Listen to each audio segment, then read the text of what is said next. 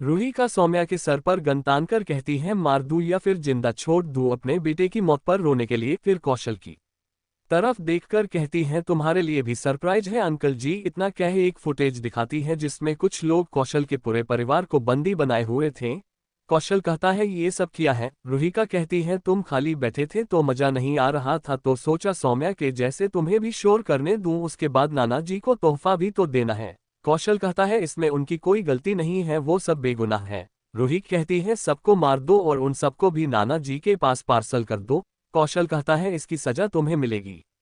रूहिका कहती है पहले तुम दोनों की करनी की सजा दे दे, फिर हमें जो सजा मिलेगी वो देखेंगे। ठीक है, इतना कह गर्म पानी दोनों पर डाल देती है जिसमें नमक मिर्च डाली हुई थी। उन दोनों के चिल्लाने की आवाज पूरे जगह में गूंज उठती है। रूहिका कहती है इनको अच्छे से तैयार करके भेजना, कुछ गड़बड़ नहीं होनी चाहिए। करना कहता है जी बांस। रूहिका कहती है कल से अपना कॉलेज संभालो, समझे। दोनों हाँ में सर हिला देते हैं। रूहीक और शिवाय वहां से चले जाते हैं। रूहीक जब घर पहुंचती है तो सूरज जी कहते हैं कहां पर गई थी। रूहिका मुस्कुराते हुए कहती है आपको दामाद से मिलने। सब उसकी तरफ देखने लगते हैं। सूरज जी कहते हैं पर हमने पता किया है तुम उसको ऑफिस में नहीं थी ना ही घर में। रोहिका कहती है जब शिव ना ऑफिस में था ना तो घर में तो हम वहां जाकर अपना टाइम क्यों वेस्ट करें। सूरज जी कहती है उससे मिलोगी तभी ना उसके साथ जाओगी। रूहिका कहती है डैड आपका दामाद रास्ते में ही मिल गया था तो उसके साथ चले गए। तभी शिवाय आकर कहती है रूही तुम्हारा फोन हमारी गाड़ी में था। रूहिका कहती है सुन लिया आपने। शिवाय कहता है कुछ हुआ है। सूरज जी कहते हैं क्या ये तुम्हारे साथ थी। शिवाय कहता है हाँ तभी तो फोन दिया है, नहीं तो इसका फोन हमारे पास क्यों आता। अब सूरज जी कुछ नहीं कहते हैं। सुमन जी कहती है हमने कहा था कि वो शिवाय को साथ है पर आपको हमारी बातों पर विश्वास नहीं होता है। रूहिका कहती है मम्मा जाने दीजिए, वैसे आज डैड इतना पूछताछ क्यों कर रहे थे। सुमन जी कहती है किसी ने कौशल के पूरे परिवार को खत्म कर दिया, साथ में सौम्या, कौशल और एक लड़का था, उसकी लाश डैड के पास पहुंचा दी है तो इन्हें लग रहा था ये सब तुमने किया है। रूही कहती है मॉम आपको पता है ना हमें खून से कितना डर लगता है तो हम किसी को टॉर्चर कर कैसे कर सकते हैं। सुमन जी रूहिका को गले लगा कर कहती है बेटा हमें तुम पे पूरा भरोसा है। रूहिका सूरज जी की तरफ देख मुस्कुरा देती है और ये बात सूरज जी भी देख लेते हैं। वो वापस वहीं पर बैठ जाते हैं। रूही कहती है मॉम वो आपकी बहन थी, क्या आप उन्हें देखने नहीं जाओगी। सुमन जी कहती है हमने उससे रिश्ता सालों पहले तोड़ दिया था, वो हमारी कुछ नहीं लगती इसलिए हम क्यों देखने जाए। वैसे भी जो अपने अपनों का नहीं हुआ वो दूसरों का क्या होगा। रूहिका कहती है हम अपने कमरे में जाते हैं। शिवाय भी मुस्कुराते हुए निकल जाता है। सूरज जी अभी दोनों को देख चिढ़ रहे थे, वो भी ऊपर रूहिका के पीछे चले जाते हैं और उसके कमरे में जाकर कहते हैं ये सब क्या है। रूहिका कहती है क्या डैड आप किस बारे में बात कर रहे हो। सूरज जी कहते हैं जो तुमने सौम्या के साथ किया उसी के बारे में। रूहिका कहती है डैड नाम फिर आपको बताएंगे नहीं तो आपको अभी और झटके लगेंगे। सूरज जी कहते हैं तुम कुछ भी कर लो नामचीन बताएंगे। रूहिका कहती हैं ठीक है, आप ये नहीं चाहोगे कि आपके ससुर की जान जाए है ना, अगर उनकी मौत हार्ट अटैक से हो जाए तो। सूरज जी कहते हैं वो तुम्हारे नाना है। रूहिका कहती है जो अपने बेटा का नहीं हुआ वो हमारा क्या होगा, और आप ये नहीं बताना चाहते हैं कि उस प्लान में नाना जी भी शामिल थे ना। सूरज जी शौक होकर रूहिका को देखते हैं। रोहिका उनके चारों तरफ घूमते हुए कहती है ये बात हमें बहुत पहले से पता थी, फिर भी हमने उनको बचाया। पता है क्यों? क्योंकि वो अपनी बेटी और दोस्त और नाती की मौत खुद को आंखों से देख सके। अभी तो उनके और भी झटके मिलेंगे। उन्हें अपने इज्जत की बड़ी फिक्र है ना, अगर वो ही ना रहे तो। सूरज जी कहते हैं क्या मतलब है तुम्हारा। रूहिका कहती है शाम तक पता चल जाएगा। पिछली बार खबर दल गई लेकिन इस बार ऐसा नहीं होगा और उनकी भी मौत होगी। सूरज जी कहते हैं ऐसा तुम नहीं करोगी। रूहिका कहती है तब उसका नाम और पहचान बता दीजिए, हम पीछे हट जाएंगे नहीं तो अगला झटका तैयार है। सूरज जी कहते हैं तुम कुछ ज्यादा ही आगे बढ़ रही हो, वहां से पीछे लौटने का रास्ता नहीं है। रूहिका कहती है हम पीछे मुड़कर नहीं देखते, या फिर नाम बताए या तो उनकी भी जान से हाथ धो बैठिए। सूरज जी कहते हैं जो मन करे वो करो, उनसे हमें कोई सहानुभूति नहीं है। वो लोग कातिल हैं मेरे दोस्त के, इसलिए उनके लिए मैं तुम्हारी जान को खतरे में नहीं डालूंगा, समझी। और अगर ये रूप अमर के सामने आ गया तो तुम्हारी इमेज का क्या होगा। रूहिका कहती है हमें फर्क नहीं पड़ता। सूरज जी कहते हैं तुम्हें फर्क नहीं पड़ता तो सगाई अगर टूट भी गई तो भी फर्क नहीं पड़ता। रूहिका कहती हैं आप तोड़कर तो देखिए, हम कोर्ट मैरिज कर लेंगे, वो भी आप सबके सामने, फिर तो आप कुछ नहीं कर पाओगे। सूरज जी हैरानी से रूहिका को देखते हैं। रूहिका कहती है डैड हमें ऐसे मत देखिए, आपने और मॉम ने भी ऐसे ही शादी की थी, हमें पता है आखिर हम आपकी बेटी हैं तो ऐसा कर ही सकते हैं, और हम आपके ही पंसद के लड़के के साथ शादी करेंगे और किसी के साथ नहीं। सूरज जी कहते हैं ये बात अमर के सामने करो, जिससे जो हॉट अटैक हमें मिला है उसे भी मिले, तब उसे पता चलेगा कि जिसे वो भोली समझ रहा है वो क्या है। रूहिका कहती है वैसे मेरा ऐसा कुछ भी करने का इरादा नहीं है, हम बस आपको बता रहे थे अगर आपने ये रिश्ता तोड़ने की कोशिश की तो क्या हो सकता है, इसलिए पहले से तैयार रहिएगा। सूरज जी कहते हैं क्या शिवाय को ये सब पता है? रूहिका कहती है हाँ, उन्होंने ने ही तो हमारा साथ दिया है इन सब में, नहीं तो आपकी ये भोली बेटी इतना कुछ कैसे कर लेती। सूरज जी कहते हैं हमें पता है कि तुम कितनी भोली हो। रूहिका कहती है तब आप अपनी इस प्यारी और भोली बेटी को जो मांग रही है नहीं दे सकते, उसके बदले हम आपको नाम भी तो बताने वाले हैं। सूरज जी कहते हैं बिल्कुल भी नहीं, तुम कुछ भी कर लो उसका नाम नहीं पता चलने वाला है, समझी। रूहिका कहती है प्लीज डैड, पर उसकी नजर दरवाजे पर थी। सूरज जी कहते हैं बिल्कुल भी नहीं। रूहिका अपने आंखों में आंसू लाकर कहती है तो डैड ठीक है, आप नहीं देने वाले, कोई बात नहीं। तभी दरवाजा जोर से खुलता है। अमर जी अंदर आकर कहते हैं क्यों बच्ची को रुला रहा है? सूरज जी कहते हैं तुमने हमारी बातें सुनी? अमर जी कहते हैं हाँ सुनी तो। सूरज जी खुशी से रूहिका की तरफ देखकर कहते हैं अब पता चलेगा। फिर कहते हैं अब तो तेरे सामने इसकी सच्चाई आ चुकी है। अमर जी कहते हैं बिल्कुल आ चुकी है कि अगर वो कुछ मांग रही है तो तू इतना भी नहीं कर सकता। क्या ही मांग रही होगी, कोई ड्रेस ही तो मांग रही होगी, इससे ज्यादा क्या ही मांग लेगी, लेकिन तू इतना भी नहीं दिला सकता। फिर कहता है तुम दोनों नीचे चलो, वहीं पर अब सबके सामने बात होगी। रूहिका हाँ में सर हिला देती है। सूरज जी रूहिका को घूरते हैं और रूहिका सूरज जी को देख मुस्कुरा देती है। थोड़ी देर बाद सब हाल में मौजूद थे। सुशीला जी कहती है क्या हुआ, आप इतने गुस्से में क्यों हैं? अमर जी कहते हैं यो इतना अमीर है लेकिन अपनी बेटी को एक ड्रेस भी नहीं दिला सकता, बेचारी रोते हुए कह रही थी प्लीज डैड दे दीजिए, पर ये मना कर रहा था। सूरज जी कहते हैं तू जानता भी है कि ये क्या मांग रही थी? अमर जी कहते हैं हाँ पता है ना, हमने तुम्हारी सारी बातें सुन ली है, समझे, अब हमसे झूठ मत बोलना। वहीं रूही का सर नीचे किए मुस्कुरा रही थी। अभय धीरे से रूही से कहता है यहाँ पर क्या हो रहा है? डैड ने कब तुझे किसी चीज के लिए मना किया? रूहिका कहती है भाई अंकल ने आधी बात सुनी है, डैड से हम बस मास्क मैन का नाम पूछ रहे थे और वो मना कर रहे थे। हमने कहा कि अपनी बेटी को इतना नहीं दे सकते तो उन्होंने मना कर दिया, तभी अंकल वहां पर आ गए, वहीं पर ये गलतफहमी हो गई। अभय कहता है पर तुमने गलतफहमी दूर क्यों नहीं की? रूहिका कहती है डैड जब तक हमें उसका नाम नहीं बताते तब तक हम उनको ऐसे ही परेशान करते रहेंगे। अभय कहता है तब तो डैड गए। रूहिका मुस्कुरा देती है। सुमन जी कहती है वैसे ही आज रूहिका शिवाय के साथ थी तब भी उस पर गुस्सा हो रहे थे और इस समय इसलिए पता नहीं इनको रूहिका से क्या दिक्कत है। सूरज जी कहते हैं वो हमारी बेटी है तो हमें उससे क्या दिक्कत होगी, और आप सब हमारी बात मान क्यों नहीं रहे? वो जैसी दिखती है वैसी है नहीं। अमर जी कहते हैं कैसी नहीं है, अगर जैसा तुम कह रहे हो वैसी भी है तो भी हमें कोई दिक्कत नहीं है, पर हमने अपने कानों से सुना था कि वो कुछ मांग रही थी और तुम मना कर रहे थे। सूरज जी कहते हैं हम बताकर उसकी जान नहीं खतरे में डालने वाले, पता भी इसने क्या किया है। एक नज़र रूहिका को देख अमर जी की तरफ देखकर कहते हैं क्या किया है? सूरज जी कहते हैं इसने सौम्या और कौशल को मारकर वीरेंद्र जी के पास पहुंचा दिया है। शिवाय कहता है अंकल पर आज तो ये मेरे साथ थी, ऐसा कैसे कर सकती है? सूरज जी कहते हैं इन सब में तुम भी उसका साथ दे रहे हो। अमर जी हंसते हुए कहते हैं तुम्हें पूरी बात पता भी है? सूरज जी कहते हैं क्या? अमर जी कहते हैं उन दोनों को ब्लैक डेविल ने मारा है समझे, और जिस तरीके से मारा गया है वो तरीका देखकर ही ये डर जाए। रूहिका कहती है डैड आप झूठ क्यों बोल रहे हो, हम भला किसी को क्यों मारेंगे, आपको ऐसा क्यों लगता है? ये सुन ईशा रूहिका की तरफ देखती है और मन में कहती है बस आपको एक्ट्रेस होनी चाहिए, आपने तो उनको भी पीछे छोड़ दिया है। सूरज जी कहते हैं तुमने ही हमसे कहा था। रूहिका कहती है आप इतने बड़े बिजनेसमैन हो फिर भी आप हमारी बातें पर विश्वास कर लिया, आपने कहा था क्या हमने उन दोनों को मारा है? हमने मना किया फिर भी आप नहीं माने, तब मैंने हाँ कहा था। सूरज जी कहते हैं हमें पता है ये सब तुम हार किस लिए कर रही हो, लेकिन मैं उसके बारे में नहीं बताने वाला, चाहे तुम कुछ भी कर लो। रूहिका कहती है डैड आप किस बारे में बात कर रहे हो, हमें नहीं पता, आपने चाहे ये कहा था कि आप हमारी और शिवाय की शादी तोड़वा दोगे, तब जाके हमने कहा था कि हमने ही उन दोनों को मारा है। रूहिका कहती है डैड मैंने ऐसा कुछ नहीं किया जो आप हमें ऐसा कह रहे हो। सूरज जी कहते हैं तुम अपनी भोली बातों से सबको बहका सकती हो पर हमें नहीं। रूहिका अपने आंखों में आंसू ले आकर कहती है डैड हमसे ऐसी कौन सी गलती हो गई जो आप ऐसी बातें कर रहे हो? शिवाय कहता है, हाँ अंकल वो आपकी ही बेटी है, फिर आप उसके साथ ऐसा बर्ताव क्यों कर रहे हो? अमर जी कहते हैं, हाँ आज वो ड्रेस मांग रही थी, उस पर भी मना कर दिया, अब उस बेचारी को डांट भी रहा है। हमें नहीं पता था कि तू अपनी बेटी के साथ ऐसा करेगा। सूरज जी कहते हैं, तुम सब इसे देख नहीं पा रहे हो, ये बस इसका नाटक है।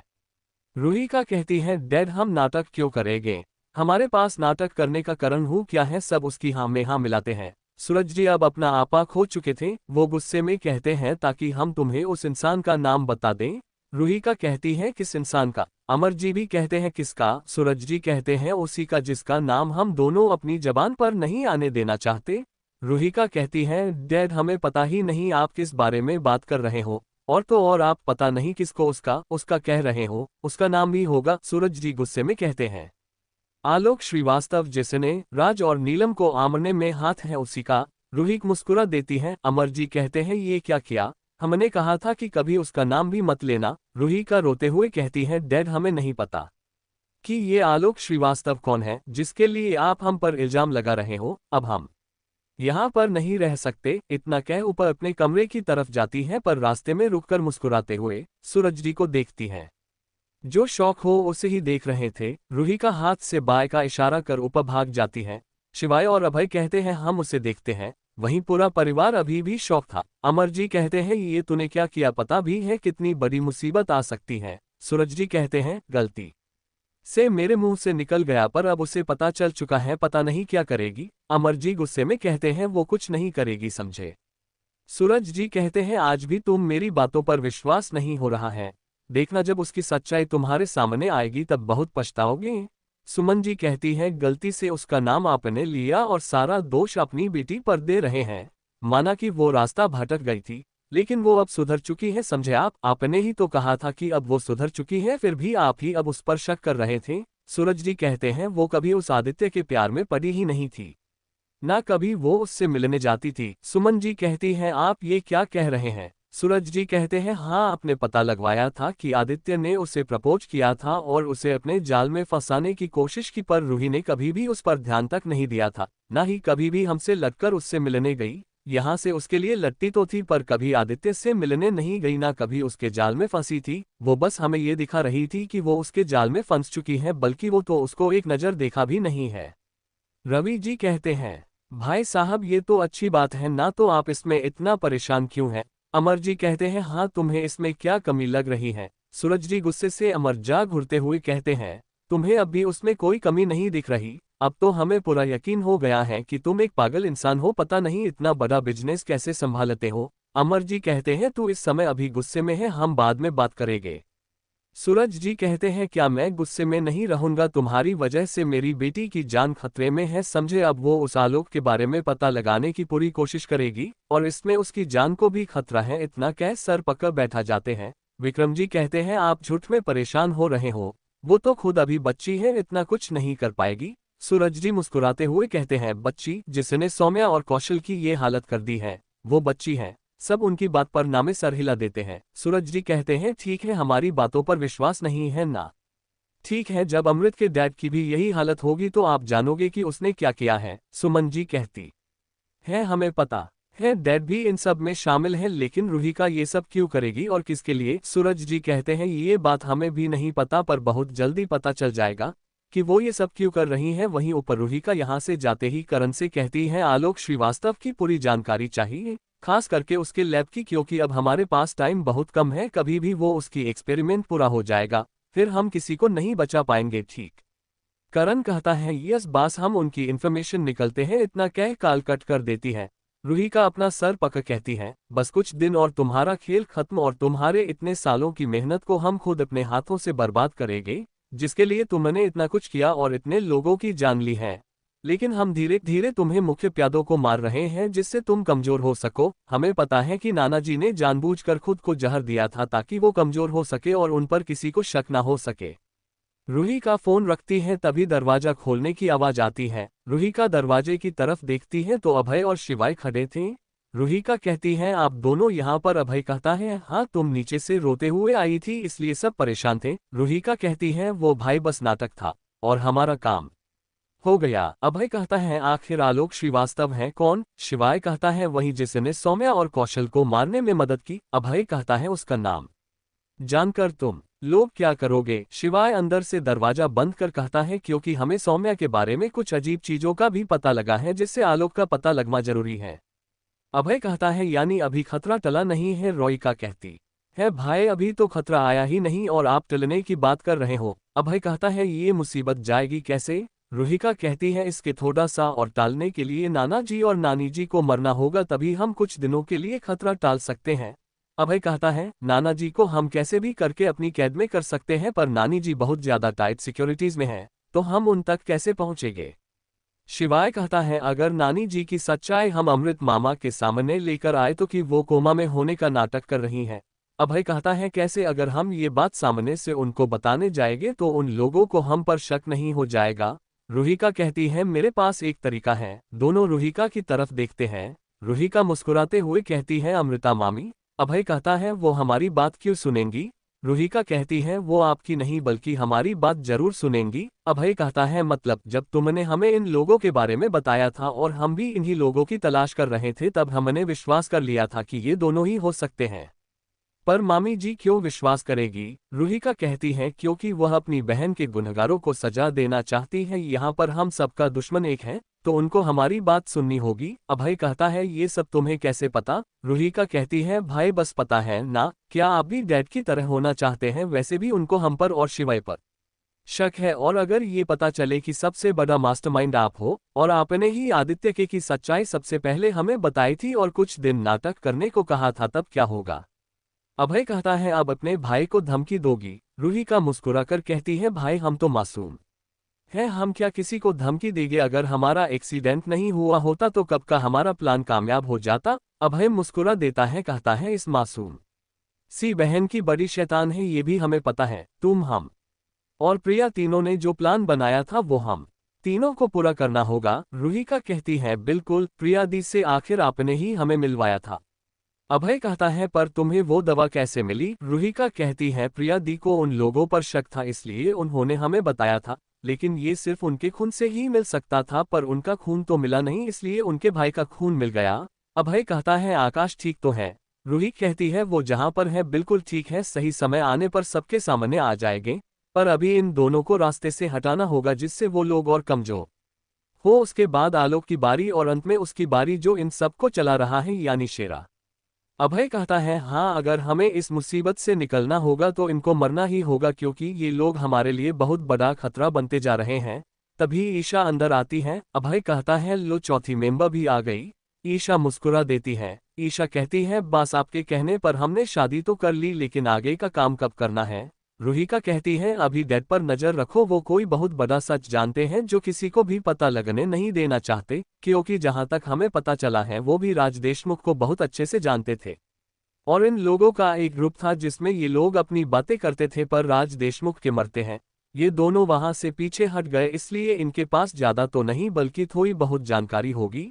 अभय कहता है हाँ, हमें जो भी करना होगा सोच समझ कर करना होगा जिससे हम पर किसी को शक ना हो। तभी रूहिका की नजर दरवाजे पर पती है। रूहिका कहती है भाई डैड हम पर क्यों इल्जाम लगा रहे हैं? सब उसकी तरफ देखते हैं तो रूहिका दरवाजे की तरफ देखने को कहती है।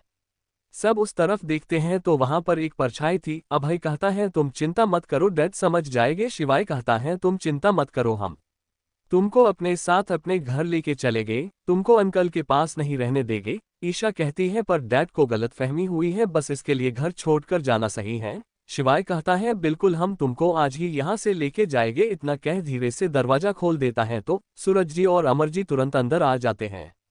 अभय कहता है आप दोनों हमारी बातें सुन रहे थे? रूहिका कहती है जरूर, इन दोनों लोगों को अभी भी हम पर शक होगा इसलिए यहाँ पर हमारी जासूसी करने आए हैं। अमर जी कहते हैं नहीं बेटा, हमें तुम पर पूरा विश्वास है, वो तो इसने ही कहा था सूरज जी की तरफ इशारा करके कि तुम्हारी बात सुनने से हमें सच पता चल जाएगा। हमने इसे मना किया था पर यही हमें जबरदस्ती लेके आ गया है। अभय कहता है डैड आप रूही की बात मान क्यों नहीं जाते? ये कब से बस रोए जा रही थी, हमने बहुत मुश्किल से इसे शांत किया था। सूरज जी कहते हैं तुम सब मिले हुए हो, तुम चारों ने मिलकर सारा प्लान किया था। रूहिका रोते हुए कहती है, डेढ़ पहले आपने हमें कहा, अब आप भाई भाभी और शिवाय को भी इसमें ले रहे हो, उसके कुछ दिन बाद कहोगे कि अंकल ने हमारा साथ दिया। अमर जी कहते हैं, ये कह भी सकता है क्योंकि हम तुम्हारा साथ जो दे रहे हैं। फिर कहता है, सूरज तुम उस बच्ची की शक्ल तो देखो कितनी भोली है, क्या वो कभी कुछ ऐसा कर भी सकती है। सुशीला जी कहती है, हाँ भाई साहब आप गलत हो। सूरज जी जब रूही की तरफ देखते हैं तो वो मुस्कुरा रही थी। सूरज जी कहते हैं, देखो तुम सब वो हंस रही थी। जब सब रूहिका की तरफ देखते हैं तो अपना चेहरा झुका लेती हैं। रवि कहता है, भाई आप झूठ में कह रहे हो, देखिए तो ध्यान से उसकी आंखों में अभी भी आंसू हैं। कनक जी रूहिका के आंसू पोंछते हुए कहती हैं, रूही बेटा शांत हो जाओ, भाई साहब को पता नहीं आजकल क्या हो गया है। जब तुम हम सब पर गुस्सा कर रही थी तो उनको दुख हो रहा था, अब जब तुम सही हो गई हो तो भी इनको प्रॉब्लम है। अमर जी कहते हैं, अब रूही को हम अपने साथ लेके जाएंगे और अगर शादी तोड़े या ले जाने से रोकने को भी कहा तो हम आज ही इन दोनों की शादी करवा देंगे, तब हक से इसे घर लेके जाएंगे और कभी भी तुझे मिलने भी नहीं देंगे, समझे। सूरज जी कहते हैं, वो मेरी बेटी है तो तुम उसे मुझसे मिलने से नहीं रोक सकते। रूहिका कहती है, डैड तब आप चाहते हैं कि हम यहाँ से चले जाए। सुमन जी कहती हैं, क्या आप ये चाहते हैं कि मेरी बेटी घर छोड़कर चली जाए? आपको इतनी बोझ लगती है मेरी बेटी? सूरज जी कहते हैं, मेरा ये मतलब नहीं था। रूहिका कहती है, डैड आपका मतलब था कि आप हमसे मिलना नहीं चाहते। फिर सब सूरज जी की तरफ देखते हैं। सूरज जी कहते हैं, मेरा ये भी मतलब नहीं था। अमर जी कहते हैं, तब तुम्हारा मतलब ये है ना कि सूरज जी थोड़े खुश होते हैं, आज काम की वजह से बड़ा एपिसोड नहीं दे पाएंगे। सूरज जी को लगता है अमर जी उन बातों को समझ गए हैं। वो कहते हैं, हाँ बोलो। अमर जी कहते हैं, तुम रूहिका को ना रखना चाहते हो ना ही उससे मिलना। सूरज जी का चेहरा जो अभी खिला था वो मुरझा जाता है और वो कहते हैं, मेरा यह मतलब नहीं है। रोइका कहती है, डैड क्या अंकल सही कह रहे हैं, आखिर हमने क्या गलती की है जो आप हमें ऐसी सजा दे रहे हो? सच में हमने कुछ नहीं किया। तभी रूही का फोन बजता है। सूरज जी कहते हैं, जरूर इसके लोगों का ही होगा, फोन उठाकर देखो सब सच पता चल जाएगा। अमर जी कहते हैं, उसकी भी कुछ प्राइवेसी होगी। सूरज जी कहते हैं, नहीं अभी सच पता चल जाएगा। इतना कह बिना देखे फोन उठा स्पीकर पर कर देते हैं। रूही का मुस्कुरा देती है और सब फोन की तरफ देखते हैं। सूरज जी बोलने का इशारा करते हैं। रॉय कहती है, हेलो। उधर से मानव की आवाज आती है, रूही डैड ने जिस ड्रेस के लिए मना किया था वो हमने ले ली है, इसलिए अब दुखी मत होना, ठीक? समर्थ कहता है, हाँ हम दोनों लेके आते हैं आप तो। और सब सूरज जी को घूरते हैं। सूरज जी कहते हैं, मानव और समर्थ, लेकिन तब तक फोन कट चुका था। सूरज जी कहते हैं, ये पता नहीं कहाँ से कॉल आ गई। शिवाय कहता है, अंकल ये दोनों भी हमसे मिले होंगे ना? सूरज जी कहते हैं, बिल्कुल। शिवाय रूही का हाथ पकड़ कहता है, ये अब यहाँ पर एक पल भी नहीं रहेगी, हम इसी अपने साथ लेके जा रहे हैं। अमर जी कहते हैं, हाँ बेटा लेकर चलो। शिवाय कहता है, मैंने कहा अपने साथ लेके जा रहा हूँ, आपके घर नहीं। इतना कह वो लेके चला जाता है। अमर जी कहते हैं, पर मैंने क्या किया है, मैं तो रूही का ही साथ दे रहा था। सूरज जी हंसते हुए कहते हैं, मेरी बेटी गई तो गई लेकिन तुम्हारा बेटा भी गया। इतना कह हंस देते हैं। सुमन जी कहती है, आपको रूही के जाने का थोड़ा सा भी दुख नहीं है? कब से आपको इतनी चुभने लगी है मेरी बेटी? सूरज जी को अब ख्याल आता है उन्होंने क्या किया है। सूरज जी कहते हैं, ऐसी बात नहीं है। सुमन जी कहती है, तब कैसी बात है? अमर जी कहते हैं, भाभी जाने दीजिए इसे, आजकल पता नहीं क्या हो गया है, उल्टी सादी हरकतें कर रहा है। अभय कहता है, हाँ डैड आपको क्या जरूरत थी रूहिका का फोन चेक करने की? उसे कैसा लगा होगा कि उसके परिवार वालों को उस पर भरोसा नहीं है। पहले जब नाराज थी तब भी आपने ऐसी हरकतें नहीं की, लेकिन अब ऐसी हरकतें क्यों कर रहे हो? ईशा कहती है, बेचारी का चेहरा लटक गया था। अभय ईशा का हाथ पकड़ वहां से चला जाता है। अमर जी कहते हैं, कहा हम आए थे कि हम मिलकर बातें करेंगे, लेकिन यहाँ पर तुम्हारा नया ड्रामा लगा है। इतना कह वो भी कहते हैं, चलो यहाँ से। इसकी वजह से मेरा बेटा भी घर छोड़कर चला गया, अब कल उसे मनाना पड़ेगा। रवि जी कहते हैं, हाँ आज रूही ने कुछ भी नहीं खाया है और आपने उसे कुछ भी खाने का मौका भी नहीं दिया। इतना कह कनक जी का हाथ पकड़ वो भी चले जाते हैं। सूरज जी सुमन जी की तरफ देखकर कहते हैं, आप तो? सुमन जी कहती हैं, मुझे भी कुछ नहीं सुनना, आप इतने बदल जाओगे यो हमें नहीं पता था। इतना कह वो भी चली जाती है। सूरज जी कहते हैं, जब तुम सबको उसकी सच्चाई पता चलेगी तब मजा आएगा। फिर कहते हैं, पहले हमें उससे रोकना होगा, वहां पर बहुत ज्यादा खतरा है और वो अकेली इतना सब नहीं कर सकती, जरूर कोई उसकी मदद कर रहा है। तभी उनका फोन बजता है, वो उठाता है। तभी रोइका की आवाज आती है, सॉरी डैड हमारी वजह से आपको इतना कुछ सुनना पड़ा, पर हम भी मजबूर हैं। आप नहीं जानते कि कितना बड़ा खतरा हम तक बढ़ रहा है, इसलिए हमें ये सब करना पड़ा। सूरज जी कहते हैं हमें सब पता है बेटा, पर हम भी अपनी जगह सही हैं। हम सेल्फिश जरूर हो रहे हैं पर ये सब तुम्हारी भले के लिए कर रहे हैं। रुहिका कहती है हमें पता है, लेकिन हम इसमें शामिल हो चुके हैं, अब पीछे नहीं हट सकते, इसलिए आप हमारी मदद नहीं कर सकते तो प्लीज परेशानी को मत बाए। सूरज जी कुछ सोचकर कहते हैं ठीक है, आगे सो हम कुछ नहीं करेंगे, बस तुम्हें कुछ नहीं होना चाहिए। जिसे तुम ढूंढ रही हो वो इन लोगों से 100 गुना खतरनाक है, तुम्हें हर एक कदम संभल कर रखना होगा। रही कहती है जी डैड। सूरज जी कहते हैं कुछ खा लेना और कल घर वापस आ जाना, अब हम कुछ नहीं कहेंगे। रुहिका कहती है ठीक है, पर आप भी ज्यादा चिंता मत कीजिए, शिव है हमारे पास, हमें कुछ नहीं होगा। सूरज जी कहते हैं शिवाय की वजह से ही तो निश्चित है कि वो तुम्हें कुछ नहीं होने देगा, उसकी आंखों में तुम्हारे लिए प्यार देखा है, इसलिए हम निश्चित है। रुहिका कहती है अब रखते हैं। सूरज जी हाँ करते हैं और कॉल कट जाती है। सूरज जी कहते हैं तुम्हें रोक तो नहीं सकता, पर अब हम तुम्हारा हर कदम पर मदद करेंगे, तुम्हारी मुसीबत कम करने की कोशिश करेंगे। इतना कह वो भी चले जाते हैं। उधर शिव और रुहिका शिव के विला के अंदर बैठे थे। शिव कहता है आगे का क्या सोचा है। रुहिका कहती है मामी जी को बताना पड़ेगा, तभी हमारी प्लान कामयाब होगा। शिवाय कहता है किस्मत का भी क्या खेल है, जो लोग तुम्हारे दुश्मन हैं वही भी उन लोगों से मिले हुए हैं जिन्हें हम कई सालों से ढूंढ रहे हैं। रुहिका कहती है शायद इसीलिए हमें इस परिवार में जन्म मिला हो कि इनके जरिए हम उन तक पहुंच सके और अपना बदला लेने के साथ साथ उन लोगों को भी सजा दें।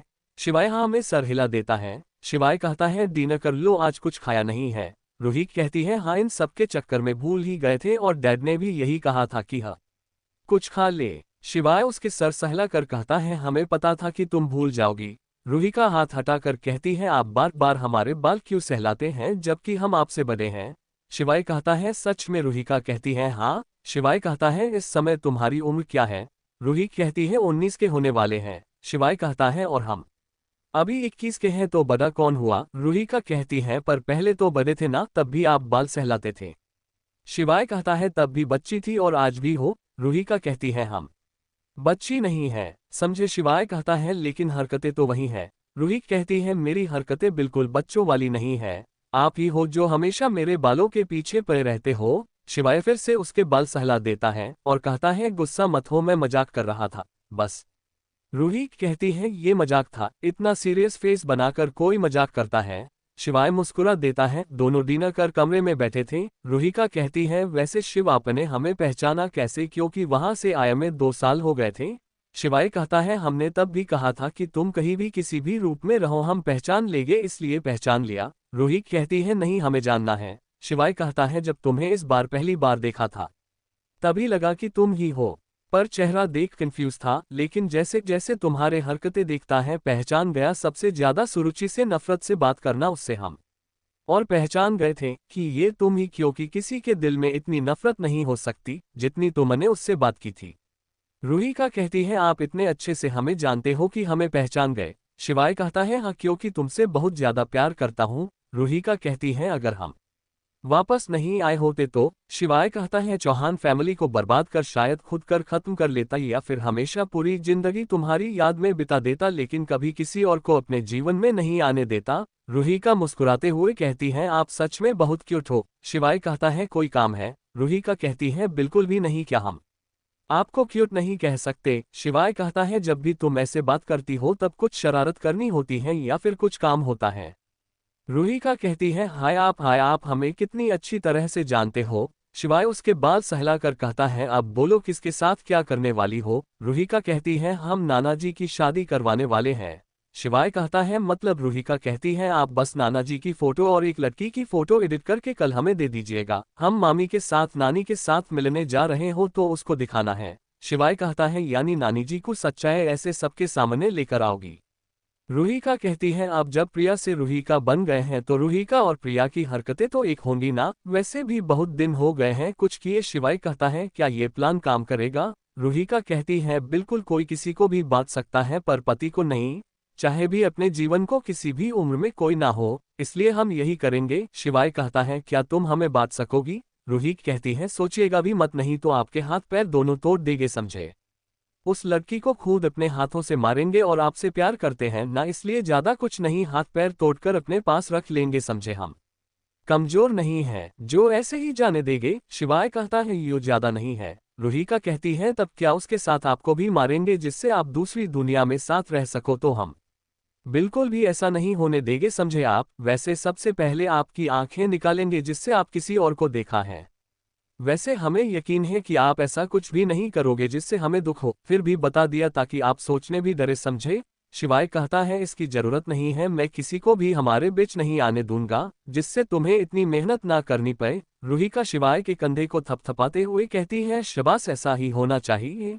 शिवाय उसकी हरकत देखता रह जाता है। रुहिका कहती है ऐसे क्या देख रहे हो, हमने आपको शाबाशी ही दी है बस। शिवाय नामे सर हिला देता है।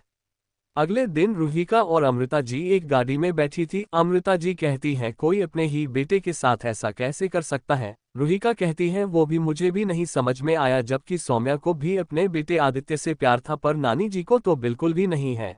अमृता जी कहती है ये सब तुम्हें कैसे पता चला? रुहिका कहती है हमने पता करवाया है और हॉस्पिटल में मेरे भी कुछ सोर्स हैं तो इसलिए हमने पता करवाया। तो एक नर्स ने बताया है कि वो तो वहां पर आराम से मौज कर रही है, इसलिए हम उनके रंग में भंग डालने जा रहे हैं। अमृता जी कहती है हम भी तुम्हारे साथ है। रुहिका कहती है मामी जी हमें पूछना नहीं चाहिए, फिर भी कह रहे हैं, आपने क्या सोचा है रिश्ते के बारे में? अमृता जी कहती है उसके बारे में बाद में बात करेंगे। रुहिका कहती है मामी जी इसमें मामा जी की कोई गलती नहीं है, बल्कि उनको तो इस बारे में कुछ पता ही नहीं है। वो तो उनको सौम्या पर शक नहीं था, लेकिन आपको बार बार कहने और सौम्या की हरकतें नोटिस करने पर शक हुआ। लेकिन वो आपसे बहुत प्यार करते हैं, उनकी इन सब में कोई गलती नहीं है। अमृता जी कहती है छोटी हो पर बातें बदो जैसी करती हो, पर हम कोशिश कर रहे हैं माफ करने की। रुहिका कहती है आप जरूर माफ कर देंगी।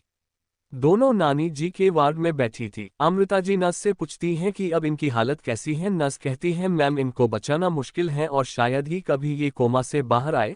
अमृता जी हाँ में सर हिला देती है। नर्स वहां से चली जाती है। अमृता जी कहती है मॉम ये देखिए ये आपकी पोती रुहिका है, सुमन दीदी की बेटी। आप कभी भी इससे नहीं मिली हैं, आपके बारे में सुन ये आपको देखने आई है, आप जल्दी से ठीक हो जाए। रुहिका कहती है हाँ नानी जी आप जल्दी ठीक हो जाए, हमें भी आपसे बहुत बातें करनी है। इतना कहते हुए उसके आंखों से आंसू आ जाते हैं। अमृता जी आंसू पोंछते हुए कहती है रूही बेटा मत रो, मॉम जल्दी ही ठीक हो जाएगी। इतना कहते हुए उनके फोन नीचे गिर जाता है। रुहिका कहती है हम उठाते हैं। इतना कह फोन उठाकर देने वाली होती है कि कहती है मामी जी ये नाना जी के साथ कौन है? अमृता जी कहती है कोई नहीं बस वैसे ही। रुहिका कहती है नहीं मामी जी आप बताइए कि ये कौन है और दोनों कितना क्लोज हैं, जैसे एक दूसरे से कितना प्यार करते हैं। इतना कह फोटो नानी जी की तरफ कर देते हैं। अमृता जी कहती हैं क्या बताओ बेटा, डैड किसी की नहीं सुन रहे हैं। जब से उनको तुमने सही किया था तब से जो नर्स उनका देखभाल कर रही थी उसके पीछे पड़े हैं और कहते हैं कि मॉम तो अब ठीक होने से रहा, इसलिए वो अकेले तो नहीं रह सकते, इसलिए वो उससे शादी करेंगे। रुहिका कहती है पर मामी जी ये कितनी छोटी है उनसे। अमृता जी कहती हैं यही तो हमने भी कहा था लेकिन वो मानने को तैयार ही नहीं। अमृत जी और इन सबसे परेशान है, उनका BP हाई हो गई थी, बेचारे बहुत परेशान है। सबने उनको बहुत समझाने की कोशिश की लेकिन वो मानने को तैयार ही नहीं है। रुहिका कहती है अगर नानी जी आज सही होती तो ऐसा कुछ भी नहीं होने देती। अमृता जी कहती है अब कर भी क्या सकते हैं, सब डॉक्टरों ने जवाब दे दिया है कि ये कभी भी ठीक नहीं होगी और इस बात का फायदा डैड उठा रहे हैं, इसलिए वो अपने से आधे उम्र की लड़की से शादी करने को तैयार है। अमृत जी घर की इज्जत के लिए ये बात बाहर नहीं आने दे रहे हैं, नहीं तो हमारा समाज में क्या ही इज्जत रह जाएगी। और यही बात डैड को भी हम सब समझा रहे हैं पर वो किसी की बात ही नहीं सुन रहे हैं। यहाँ तक कि मरने की धमकी भी दे रहे हैं कि अगर उनकी शादी उस नर्स से नहीं होगा तो सुसाइड कर लेंगे, इसलिए हमें भी तैयार होना पड़ा है। कल उनकी शादी है और हमें समझ में नहीं आ रहा है कि हम आखिर करें तो क्या करें। रुहिका कहती है पर मामी जी मामा जी ने भी समझाया। अमृता जी कहती है हाँ बल्कि तो इसी बात से परेशान है। फिर दोनों तिरछी नजरों से नानी जी को देखते हैं जो हल्का सा हिली थी। दोनों मुस्कुरा देती हैं। रुहिका कहती है तब मामी जी हम कर भी क्या सकते हैं, आखिर नानी जी के बचने को चांसेस तो बिल्कुल भी नहीं है, इसलिए नाना जी को भी अपनी जिंदगी जीनी है, आखिर वो भी कब तक अकेले रहे। अमृता जी कहती है बात तो सही है पर इससे हमारी समाज में क्या इज्जत रह जाएगी, सब लोग क्या कहेंगे। रुहिका कहती है मामी जी आपकी बात तो सही है पर नाना जी को भी तो नहीं खो सकते, नानी जी तो इस हालत में तो इनको ज्यादा दर्द भी नहीं होगा, वैसे भी डॉक्टर ने कहा है कि अब नहीं बच सकती, इसलिए आपको भी उनकी बात मान जानी चाहिए। वैसे भी कल तो उनकी शादी है ही, लेकिन कौन से मंदिर में है? अमृता जी कहती है शिव मंदिर में। वो तो चाहते थे कि धूमधाम से शादी करे, पर अमृत जी के समझाने पर वो मंदिर में शादी करने को माने हैं और कल ही नानी जी का सारा सामान दान दे दिया जाएगा। नाना जी का कहना है कि जब अब ये घर में ही नहीं है तो इनका सामान रहकर भी क्या करेगा, और वैसे भी वो नस तो ही तो इनकी जगह उसका सारा सामान रखा गया है। डैड ने तो माल के सारे लग्जरी सामानों का ढेर घर पर लगवा दिया है, वो तो अपने अलग विला में रहते हैं, वहीं पर सारा सामान मंगवाया हर और हमसे कहा है कि वो कल से वहीं रहने वाले हैं, जिससे हम सब उन्हें डिस्टर्ब ना करे। रूही उदास हो कहती है अब कर भी क्या सकते हैं, वैसे आज नानी जी सही रहती तो बात ही अलग रहती, लेकिन आज वो कोमा में है और इसका भरपूर फायदा नानी जी उठा रहे हैं। उनको ऐसा करना तो नहीं चाहिए, पर कर भी क्या सकते हैं। अमृता जी कहती है बिल्कुल, इसलिए तो ना चाहते हुए भी हमें भी इस शादी में जाना पड़ेगा। रूही का अमृता जी के कंधे पर हाथ रख कहती है कोई बात नहीं, इनको कोई चमत्कार ही ठीक कर सकता है और हम कुछ भी नहीं कर सकते। वैसे नई नानी बहुत खूबसूरत है, इनको देख किसी का भी दिल उन पर आ जाए। अमृता जी कहती है इसी का तो फायदा उठाया है उसने और इतने बड़े देशमुख परिवार की मालकिन बन बैठेगी। इतना कह दोनों नानी जी की तरफ देखते हैं तो रूही का उनके हाथ की तरफ इशारा करती है जहां नानी ने अपनी मुट्ठी बनाई हुई थी। दोनों ये देख मुस्कुरा देती हैं। अमृता जी कहती है आप चलना चाहिए, इतना कह दोनों वार्ड से बाहर आती है। रूही का गार्ड से कहती है नर्स और डॉक्टर को चेक कर ही अंदर जाने देना, अगर किसी पर शक हो तो उसे तुरंत उठा लेना। वो गार्ड यस मैम कहता है। अमृता कहती है इतना सब रूही का कहती है कहीं से उनको कुछ पता ना चल पाए और कल ये खुद वहां पर आ जाए। अमृता जी कहती है क्या हमारा प्लान काम करेगा? रूही का कहती है बिल्कुल, अब कल का इंतजार रहेगा, फिर इन दोनों को हमसे कोई नहीं बचा सकता। अमृता जी कहती है हम हमेशा तुम्हारे साथ हैं। फिर कुछ सोचकर कहती है तुम्हें देख पता नहीं क्यों नीलम दीदी की याद आ जाती है, वो भी ऐसे ही बातें करती थी। रूही का कहती है आखिर थी तो मामी ही ना, तो उनका अंश तो आएगा ही। अमृता जी कहती है हो सकता है, लेकिन तुम कुछ ज्यादा औनक जैसी लगती हो। फिर कहती है खैर जाने दो, आज प्रिया होती तो ऐसे ही होती और बात हो कुछ अलग होता। रूही का कहती है मामी जी जो होना था सो हो गया, अब बदल तो नहीं सकते, पर जो हमारे पास है उसके साथ तो खुश रह सकते हैं ना।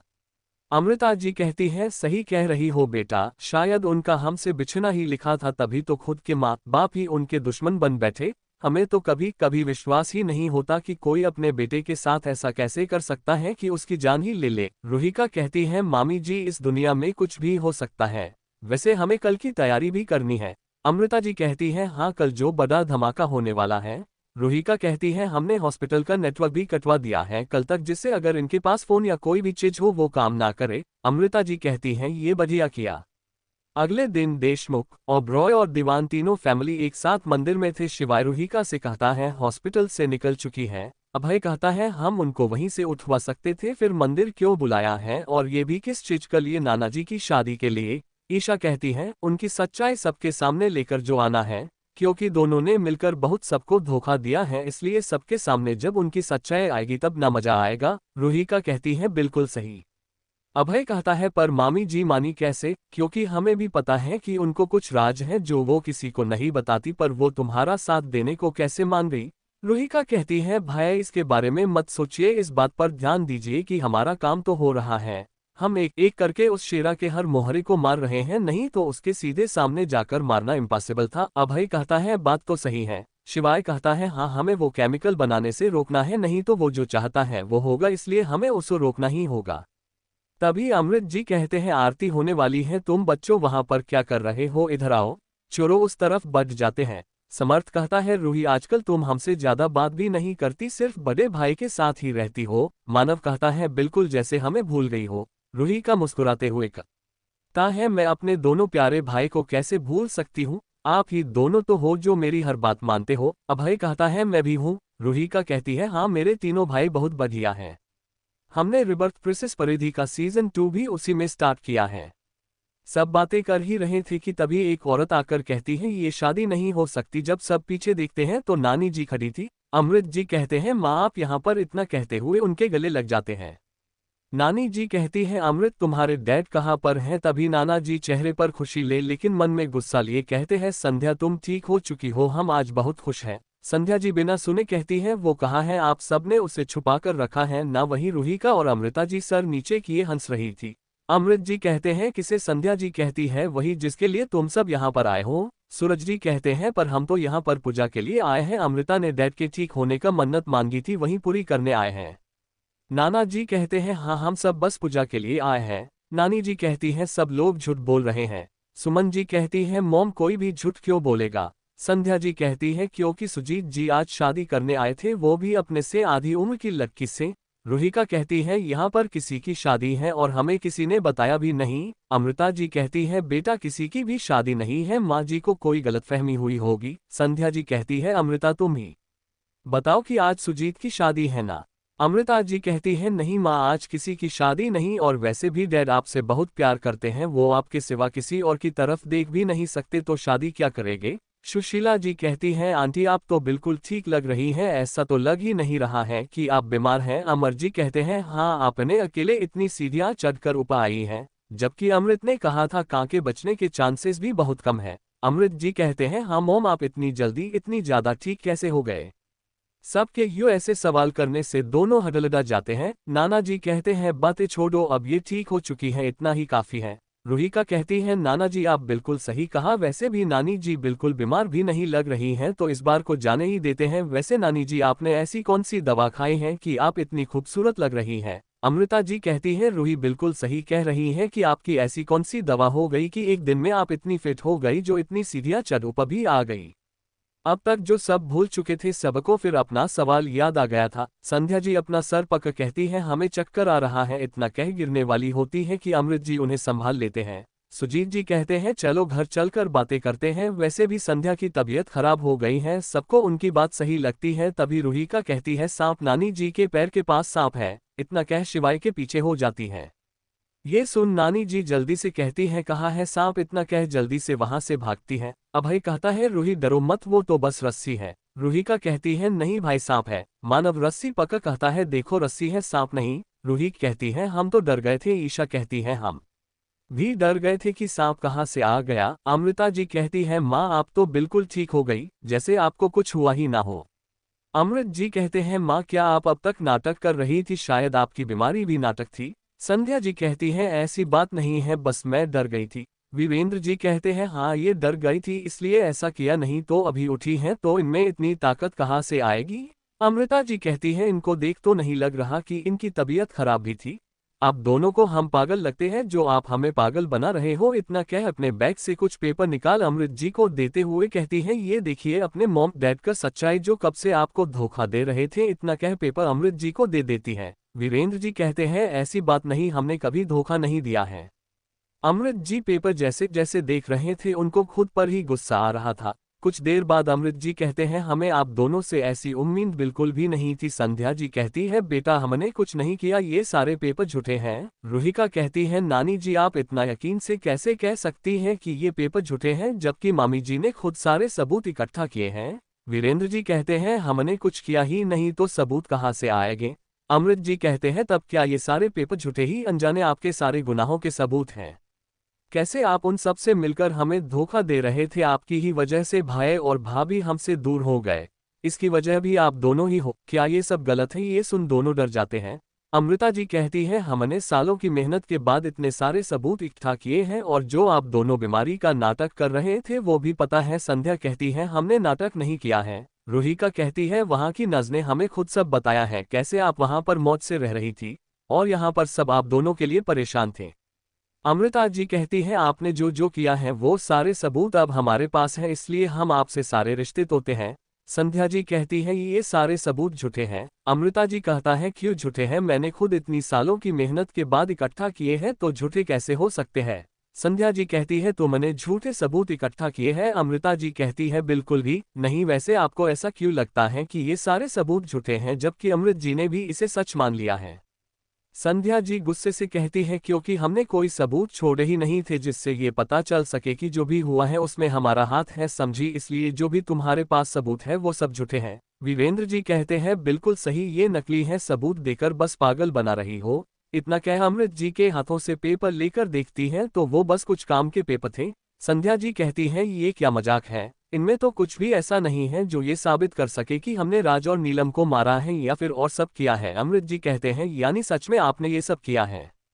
वीरेंद्र जी कहते हैं बेटा सब झूठ है, देखा ना कोई सबूत नहीं है, हमने तो पहले कहा था कि ये लड़की हमारे परिवार के लिए सही नहीं है, आज तुमने देख लिया कैसे झूठ बोल हमें फंसाने की कोशिश कर रही है, ये बस हमें तुमसे अलग करना चाहती है क्योंकि हमने इसकी बहन को नहीं अपनाया था। इतना कह अमृत जी के कंधे को पकड़ने के लिए हाथ बांधते हैं कि अमृत जी उनके हाथ को दूर झटक कर कहते हैं माना ये सबूत झूठे हैं पर जो आपा दोनों ने खुद अपने मुंह से कहा वो सब तो सच है ना। अमृत जी की बातें सुन दोनों को एहसास होता है कि दोनों में गुस्से में क्या किया है। सुमन जी कहते हैं आप दोनों कैसे अपने ही बेटे और बहू को मार सकते हैं, यहाँ तक कि सब कहते हैं कि बेटे से ज्यादा सबको अपने पोते पोती से प्यार होता है पर आप दोनों तो उनको भी नहीं छोड़ा, आखिर आप दोनों इतना कैसे गिर सकते हो।